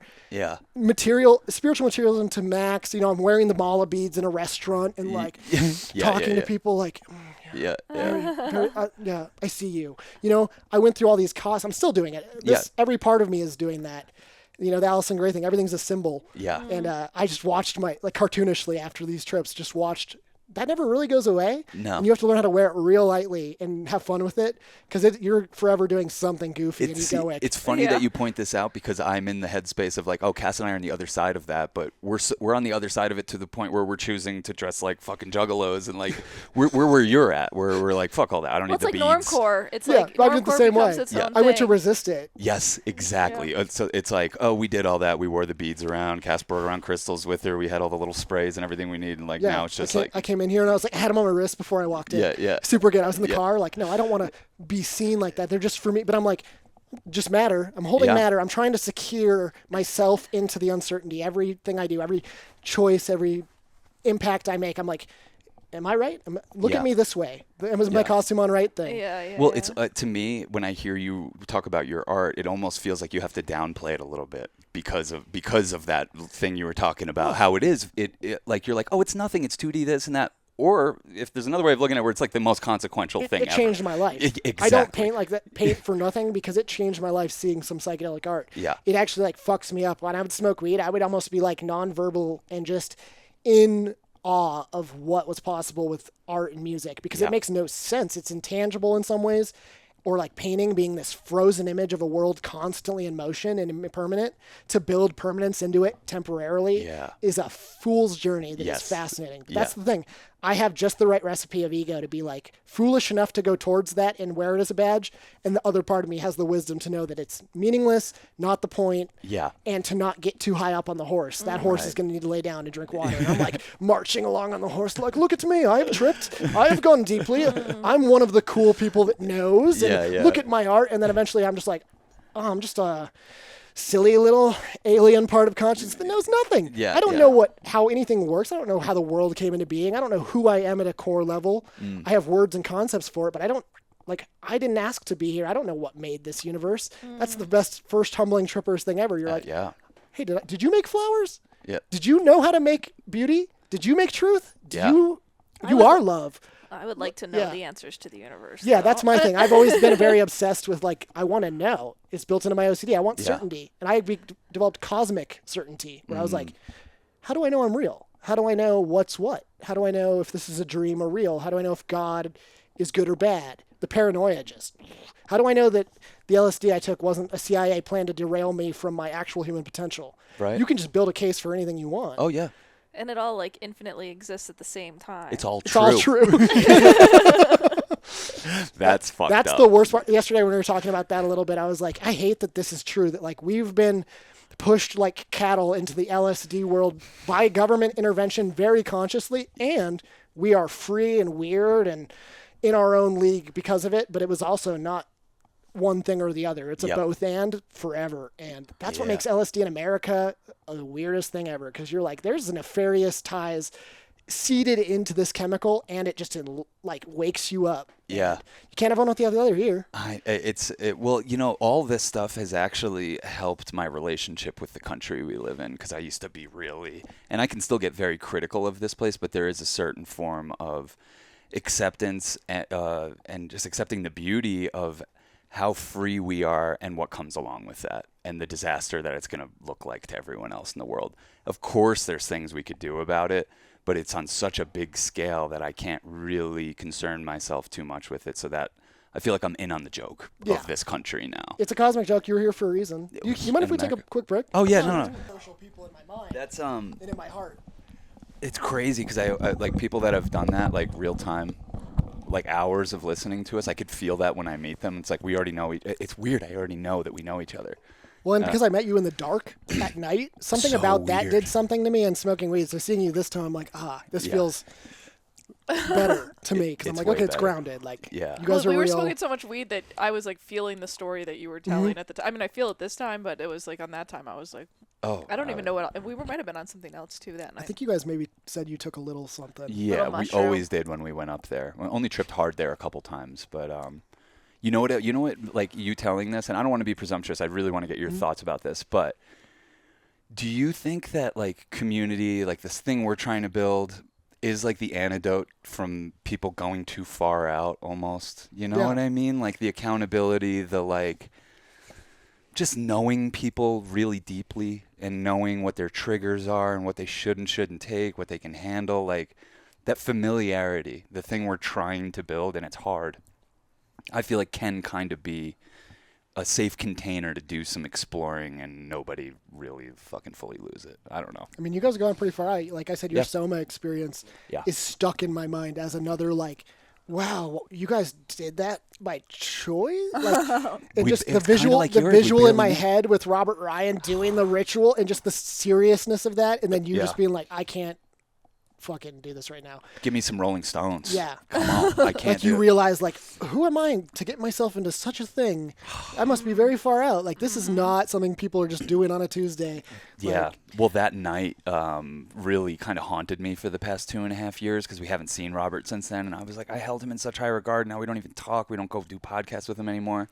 And we hit him up to shoot for Wild Magic. And he was like, yeah, come on over. We went over there. And he was so happy to see us and, like, really wanted to bro down and talk about that night and everything. And it just was such a human, like, I was like, oh, man, there was just such a huge chip off our shoulder going back to that temple, the place where all that weird shit happened. And finding out the other guy that was there that was really lost in some loops is actually okay, and he hasn't tripped since then. And it was really far out. And just hearing Robert like talk about like he was like, I was tripping hard too that night. I'm like, oh dude, I thought you were like not feeling it. He's like, no, I had to like step it up, kind of how I had to too. Yeah, I think I was like 3 years of being like a petulant child after that experience. Like it was so intense that it kind of just made me like apathetic in a way, like nothing matters and who the fuck am I, and Desensitized you a little. yeah, just kind of like fuck it energy. And seeing him again was like felt like a closing ceremony of like, oh, I was so resistant to discipline that it was like unhealthy. You know, didn't want to take anything seriously, that it kind of came like its own, I don't know, trauma response. I don't know of that experience. yeah, I mean, I can totally understand that from everything we just talked about. Like, it's all tied into that sentence alone. I did the same thing. I became like, I was living with my parents in a lot of ways, being coddled by that container while I rebuilt myself out of baby mode with my ego, trying to be a trippy person. That was my whole goal. I was like, I want to be chill and I want to be trippy, but I'm kind of not chill. And I'm, that's such an irrelevant, nebulous term. My psychedelic Yes. person. What does that mean? That's such an ego way of putting the hat on really tight and like, I'm chill. I'm chill and I'm trippy and I know things. And, Yeah. I'm like a huge child. I had to relearn how to be a person from the base. Like I couldn't take a shit normally. I was like monitoring what I would eat so closely, and like I couldn't wash my hand. My hands were bleeding every day. I just so cut up, and I was just relearning how to be a person. And it was like a tragedy because I was like, my mind was not ready, and now it's just let go of the reins to another part of me for safety, and I have to trust that, and also slowly guide myself back to being like, I'm capable. I put myself in a situation that was very hard for me. I can also be the person that helps me back. Because I feel that. Like, I just went baby mode. Yeah. And, like, I still am learning how to, like, drive the bus of my life. Because it was like, oh, if that's ever going to happen to me, I don't want any part of it. And I have to learn how to trust myself.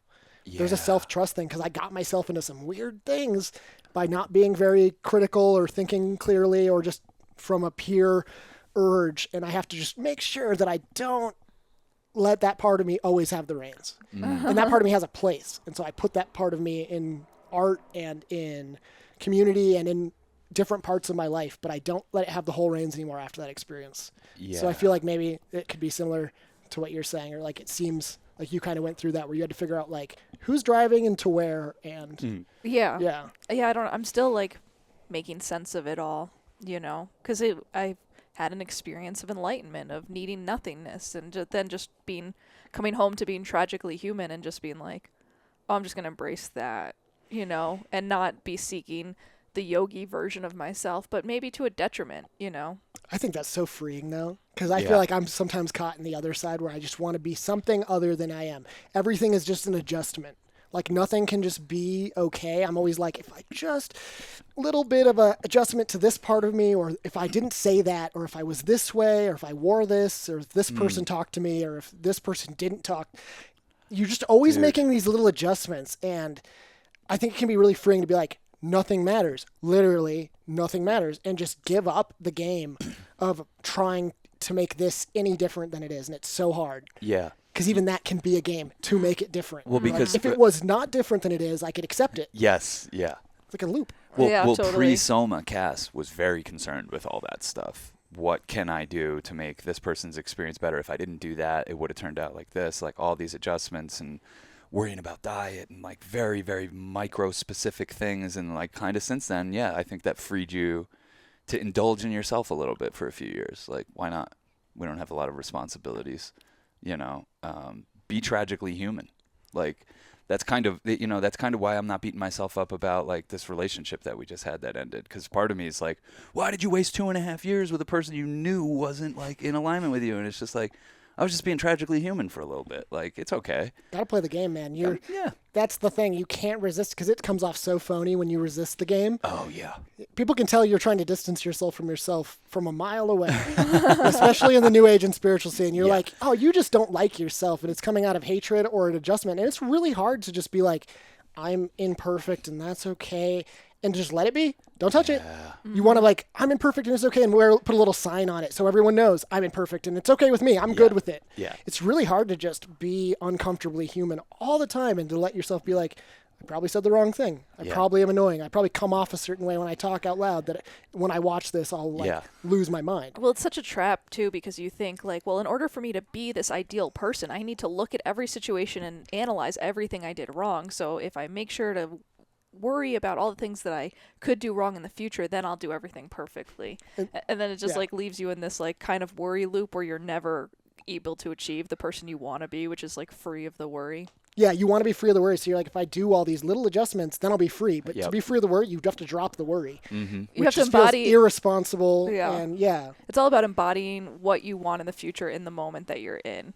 all the You know? time. And it's so weird. Yeah. Like, It's you know, exhausting. it No, is I'm just exhausting. I mean, it is. But that's the funny part. I think that's the very Western mind that we're marrying psychedelia with, is just the upbringing of Judeo-Christian, Western, critical about your behavior mind. And this idea of perfectionism that's baked into Yep. American culture, that we could hit a perfection point and you could and should be better. Yeah. You should always be an improvement. And that is a really exhausting way to live your life as a framework. Like, Yeah. I'm not quite the best version of myself, but if I do this, if I work out and I don't get sick and no one around me dies and I do the right amount of LSD at the right amount of time on the full moon Yeah. with Dead playing Dark Star in 1977, Yeah. then I will just hit the scissors through the wrapping paper of my life and perfection. But it's really haunting to realize we live in a deeply suffering-based, imperfect world that's actually perfect because of that. It's like your brain can't and shouldn't hold on to it, and you have to let go every time it comes up. Like, that's just you're like, I feel it come up, keep moving. And through the OCD, I really had to learn this because I was so attached to thinking. I just wanted to think my way around the OCD and rationalize why I needed to do it. And the therapy I had to do for it, I'll tell you guys a little bit about that because that's crazy. Yeah. Yeah. They do exposure therapy for social anxiety, OCD, and other like behavioral anxiety disorders, because CBT, like conventional talk therapy, can make it worse because you're just ruminating in your mind about things you've already rationalized. I had an irrational like a logical but a rational fear of a lot of things. Like, yeah, probably don't want to be covered in shit all the time and just sharing your life with the world. That's a little bit, that's rational. But Yeah. my fear of it was so irrational, and I would just justify it. So they make you do these things. Like, I couldn't touch my hands together for years. I thought I would I had this whole thing about developing warts, and then I did. And it just secured it in my head. And so I was like, okay, I can't touch my good hand to my bad hand for years. So I would wash my hands on my forearms. I would shower with one hand. And it became so normal. So first I'd touch my hands for 10 seconds. And sit, and you don't meditate. You don't try to tell yourself it's okay. You just sit with the raw anxiety and uncertainty until your body gets used to being like, it's okay to be anxious. And then you level it up. So to make a real long journey short, the last thing I had to do, which was huge and terrible, I wouldn't wish it on anybody, I had to take toilet water with food, dip it in there, and eat it every 10 minutes in therapy, and I had to do it every single day at home. What? And I had to like take toilet water and just on my head and on my face, and then Hell just yeah. go through it. So I Damn. became like action based, where I was so heady, and I just became, because you watch your body learn first. So I would watch myself like dip the thing in the toilet, eat the cashew, and my brain just goes like, what the fuck? Stop Rightfully this. so. Shut it but my down. body is just like, yeah, that's not great. Nothing's happening. Yeah. That sucks. You can handle suck. Yeah. And that's what I'd watch myself do behaviors after doing exposures where, like, when I wouldn't touch my hands together, I'd do some exposures, and then later in the week I would just do it randomly, and my brain would be like, yo, you don't do the thing. And my body's like, we're good. And it was a really interesting thing to watch my body learn without my mind, because I was so attached to my intellect and my head, and now I'm just so attached to action first. Yeah. And not maybe attached, but I'm just very much looking at the world through like, okay, make a move. Yeah. Let your mind spin. Like, let the anxiety broil, and just make a move with clarity and discernment and knowing you're capable. That was my whole thing. I just wanted to know I was capable of handling anything, because I felt so withered by my fears and so uncertain, and like I couldn't handle anything. Like, I could barely go to the bathroom. How am I going to handle driving on the freeway? How am I going to handle if this bad thing happens? Or like, I would cut myself in the kitchen and I'd just freeze. I'd be unable to help myself. And it's just like, my whole journey has been back to clarity and capability through the body and through community. And so to like circle back, I think that exactly what you're saying, like, you went to see Robert Ryan after this huge big ordeal, and he was just like, hey, It's all good. you're being human. Yeah. What did you expect when you do that? You Yeah. expected perfection, like sit like Buddhas and then enlightenment, and you all high five and Yeah. like float on clouds together. It's like, no, it's messy and it's weird, and there's just like It stickiness. is, yeah, and it takes a person like Robert Ryan to be like that, and not hold any judgment or resentment. But it did make me feel better when he said, "I've never given people that much again." And I'm like, okay, this was a bit of an ordeal. We can admit that. Like that was Same with the dude who gave me. He's like, I'm very careful now of who I give what Oh, and when, that's and I great. watch them take it. I'm like, yeah, because you have a responsibility. What was that moment? Did he ask you? Did you tell him like, oh well, I did 2 full job rehearsals? Yeah, or everyone whatever? lost their goddamn mind, and even we've had talks since then where we really like went into it, and it was just like we looked at each other and we're like, he's like, dude, you could have taken like 20 plus hits. Yeah. Like, we have no Sounds idea like the mic it. count. Like, and that's the uncertainty part of me that can't handle uncertainty hates it. I just want to know so bad, like to the number. Yeah. How, so I could be like, because it almost sometimes it feels like, am I exaggerating? Am I gaslighting myself? It's like, no, I was so puddled. yeah. It was incredible. Like in my head, I have the burned in image of just taking the dropper full and then that's probably not enough. Just a Oh little more. my And just like, God. luckily it was really good Yeah, L, because that's the other clean. learning experience I had was like, man, some of the stuff I've taken before was not L. It was NBOME or 2C whatever. And I'm like, man, at least I got the deepest trip was on the best shit I could possibly find. yeah. That's funny when that dude Trey was like, you have schizophrenic break. He's like, it's all good, man. It's some Sandoz crystal. Like you're that Grateful Dead family shit. And man, It's true. it's true. Like for better or worse. And community helps, because like my friend who helped me through that, like seeing him years after year, he's another artist, and seeing him and just being so bonded to him. And we don't even like hang out. It's just I see him and he's just my brother, and we just are forever entwined. And his like ability to be chill about what happened with me while also telling me parts I didn't remember was healing. yeah. And so yesterday, before I was like, knew we were going to do this, I was like, man, what if I put this out and I actually find the people that helped me? Like they get this somehow. They find me through this. If you 'cause- recognize this yeah. motherfucker from a wild night, Yeah. Hit me up, because I want to know. Like Yeah. part of me craves just any other part of the story, because the uncertainty, I just have to learn to sit with it. But man, yeah, the community has helped, and like finding you guys, huge. 'Cause I was like, Thank you. oh, cool. these two motherfuckers know. Yeah. And also they don't have some like end goal in mind. They're No. not trying to sell me a course. They're not trying to brand this thing. They're doing it all for free, and it's just I'm hanging out with people who know, and that's what I've sought out the whole time at COSM, was just finding people that knew, and you didn't have to mention it. Like everyone had been there. That was the baseline we all moved from. It's like kind of addictive, or I'm kind of like, I love hanging out with all people, but when you meet someone who's like been there, you're like, there's something so comforting about the recognition and being able to see each other in a way that, because like once you do see through someone on acid back to yourself, you're like, I'm looking into you, but I'm seeing back to me. There's like a little bit of that can stick with you. I think it's why AA works for the people it works for. You know, because and I've been to AA meetings. You go in that room and you can feel, you know, wow, we've all been there. Yeah. We've fucking been there. Damn. And we're not. And we're good. We're here, you know. And if we're not good and we're not here, we're here to help you get good in here. Yeah. Which is, I think, what we need for psychedelic people. But we need it in a non, new age, over-the-top way of, I'm holding space for you, brother. I know. We need to be like, yeah, that's fucking crazy. That kind of sucked, didn't it? Or Yeah. that was hard. It wasn't all Fucking good. sorry that it's happened not all to you, enlightenment man. in there. Yeah. I would never wish anyone to shit themselves for 4 hours in a journey. Like, At least you got to come at the end. At least there's a happy ending. I came at the beginning, so that's even worse. I jumped the gun. I was like, man. I'll get that out of the way, and then I'll, Well, now I'm going to be chasing the dragon on that feeling. I don't know. I've never experienced that. That's wild. I didn't either. It happened through you. Yeah, that part of me was just having fun, like pure madness, pure insanity, had the reins and was like, hey, bud, it is illogical and unreasonable to be here, isn't it? And it was like, yeah. And even saying yeah to that was like, that's answering with certainty. You don't know anything, motherfucker. Yeah. Just Oh like, my here's God. clown college 100%. Yeah. Like you're an alumni now, master's degree in clown college. You wanted wisdom? How about nonsense? It's like Oh my salvia. yeah. You know, I used to smoke salvia casually. It has that vibe where you're like, oh, you want a psychedelic experience? How about you want to be the floor Yeah. for 10 minutes looking at the ceiling pressed to it in an illogical, impossible way? Do you want to go to Legoland and be haunted by your own body feeling? Oh my God. Holy shit. Like, there are things people don't talk about in psychedelia where they make light of it. It's like, if everyone took ayahuasca, we would be healed. I'm like, I smoked DMT and I was squinting with my brain at shit that I couldn't even put into words because it was so alien. Yes. We're not exactly. prepared to come back from breathing out and everything changing and then just being like, yeah, go to bed. Yeah. I smoked DMT at a camp in college. We were on a field trip camping. Whole assignment was don't talk all day, which is very foreboding. Okay. Because I go in to smoke DMT for my first time in a tent with 4 dudes. My friend blasts off before me. They're like, he's not going to blast off. Give him a lot. And they're like holding it, hold it. And by the second I even held it once, I was gone out of my body in the tunnel of mandalas, and I could just hear the word talking shatter. And I couldn't remember how to speak. I just felt the primal urge for water, and it was magical. It was I can make a that gets me and I no one prepared me for that. I was fighting that shit because I was everything was moving, everything was slithering and snake-like in my body and also in my visual. You're what the fuck? No one can tell you. No one can warn you specifically. So we need people that are gently there for those of us stupid enough to just want to find out no matter what. Yes. We need people that are nothing I can tell you is gonna help you. You're gonna or do you've this. already gone too far. Yeah.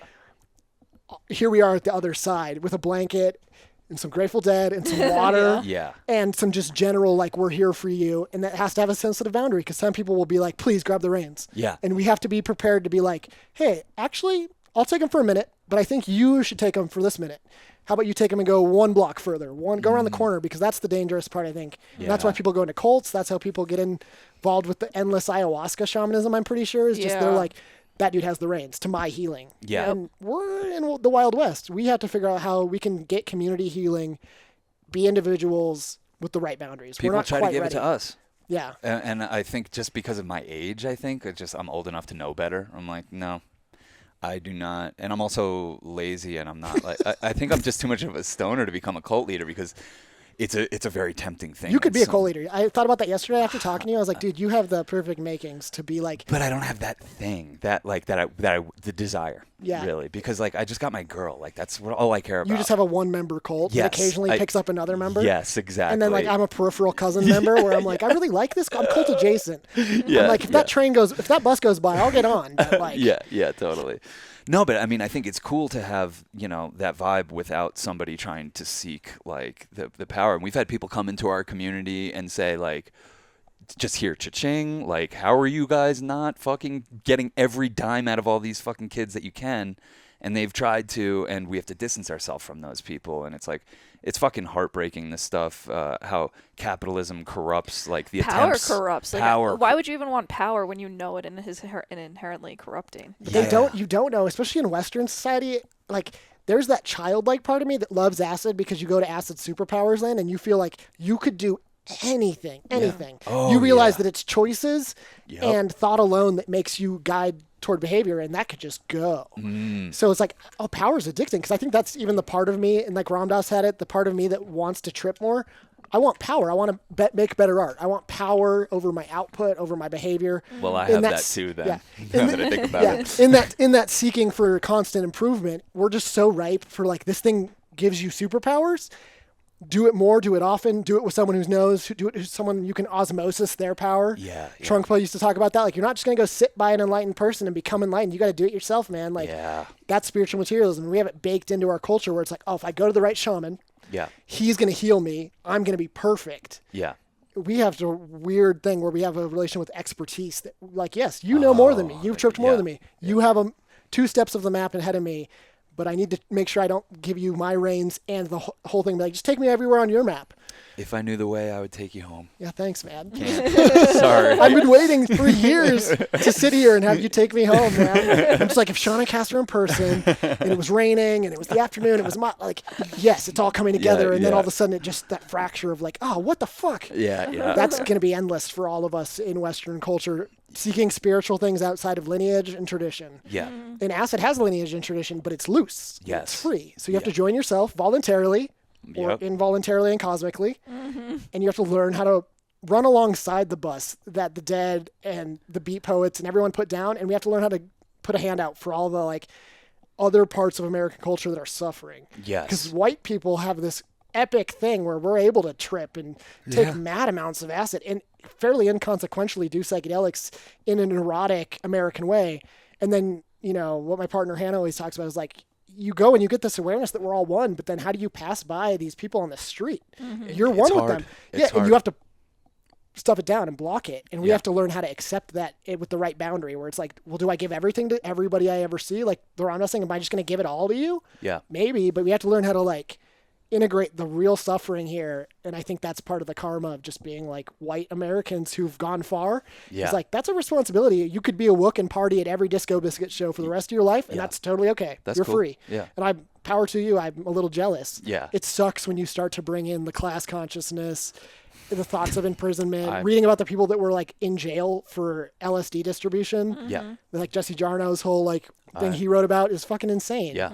Heads. Yeah, Great heads. book. Yeah, it's fucking insane to realize like what they've done to people because of this, and the responsibility that each of us have when we go far to each other and to the whole community without getting crazy. It's like, I'm not gonna go save everyone, Yes. but this has to inform my behavior. Or what am I doing? Like, I'm so indulgent to just like, I went so fucking far out, man. Yeah. And it's like, I made a just chirpy painting. That feels really hollow when you look out the window and you're like, that dude is just begging for money, addicted. He's starving. Yeah, starving, addicted to drugs, and it's not as simple as just giving him money or being like, can I help you? It's a complex communal system where they need to want to be helped, they need to be open, and we don't have any of that in place yet. So there's this whole like, it's not going to be one of us that saves all of us. It's going to be all of us a little bit all the time, every day, in the loop Yeah. of time, day to day. We have to like give that little back, and that's hard. It's really hard in Yeah. Western culture. Well, that's the ironic thing about what the CIA did. If they are behind all this, they introduced us to the molecule that will probably eventually save us from them. Yeah. So They're like, here's the key. Yeah. It's going to wiggle in the handcuffs for a century, but like generations. Yeah. But eventually this will be the thing that you know, because how many people that you know that have taken acid are like good capitalists? None of us. Nobody. The thing is, Someone will I fake know it. some weird ones, and that's the interesting part of like working in the art world. The Greys are great at Yeah, it. I mean, there are people that are on that. They're not black or white. It's gray. Yeah. They're in the gray area. They're like, why would I not be a non-denominational church? And who's going to argue with that? There are Yeah. people doing that who've never tripped and have no wisdom. We're gonna have to do it. Yeah. Like I don't know how else to pay the bills. You No, know? yeah. I work at a psychedelic art gallery where Yeah. like I'm, shilling the image of like, you've been there, right? How about buying this for hundreds of dollars? Like, Well, and it yeah. feels weird, and it's always going to feel weird. But what else? Everything is weird. Like this whole system is robbed of inherent core value. Yes. But we're also like on on the edge of free. Free is the big idea in America. Yep. Free is the big idea in acid space and in God. So how do we integrate that usefully, skillfully? Not good or bad, but skillfully. Like, we have to have a good aim, and we have to, like, try every day. And that sucks, man. Who wants to wake up with the cosmic responsibility on you when you already don't know what's going on in the world? You know? Yeah, no, it's exhausting. That's what Cass was saying. It's like, I just give up. Like, who fucking matters? Why do I want to be better? Why do I want to help? Why does it need to be different? Yeah. Well, but if you take it down to the hyper local level of you, and you're like, actually, well, my behavior today is going to affect my life, and maybe if that looks cool to people, then it might, affect their life. So. And it makes you feel good to help relieve other people's suffering. You can accept that suffering is inherent, or like to this thing, but you can also do what you can to try to relieve it for other people and make that an intention, because it makes us feel closer and makes something make sense.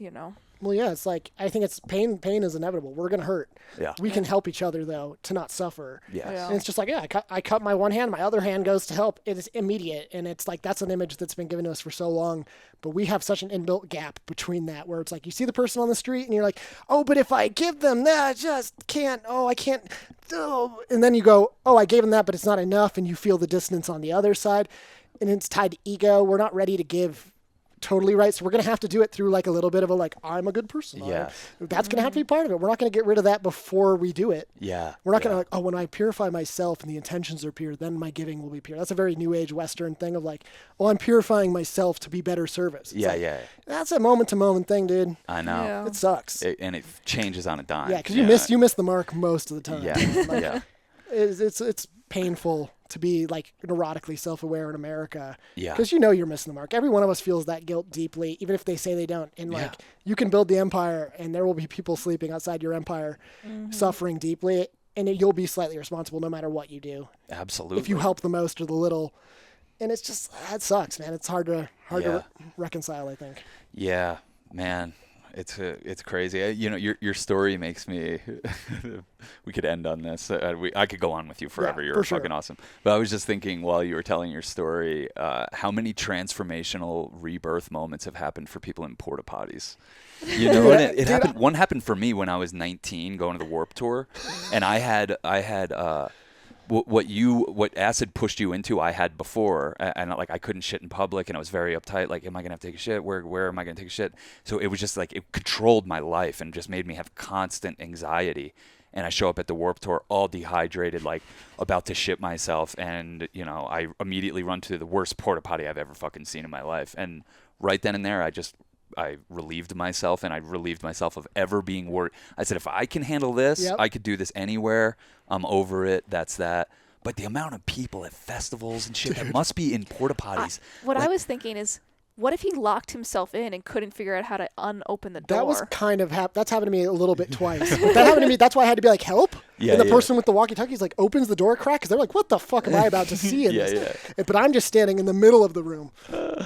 Oh my God. Like this, and I can't even see it. I'm like, who knows what's even going on? And I've had journeys where like, I go in there and someone would like at festivals leaves like a little saying taped in the thing, and you're like spinning on it. You're like, that's so fucking profound. And then you're like, oh, I'm taking a shit. Yeah. And then I thought I could push the door open, but it's locked. So I'm just pushing the closed door open, and someone's trying to grab it from the outside. And I'm like, oh shit, I'm not the magic man. But right before I walked in that porta potty, I was like, it's gonna be a sick night. Like I just took some L. It's good. Yeah. And in the porta potty, I realized like, fuck, who am I to do this? And this is a course you learn at the ground level. Yeah. And portal potty. The portal potty, man. You go in there and you experience your solitude, and it's fucking terrifying. Yeah, and it's everything hot kicks and dark, in. and it's your visuals get weird instantly. You just find out about who you are in the porta potty first.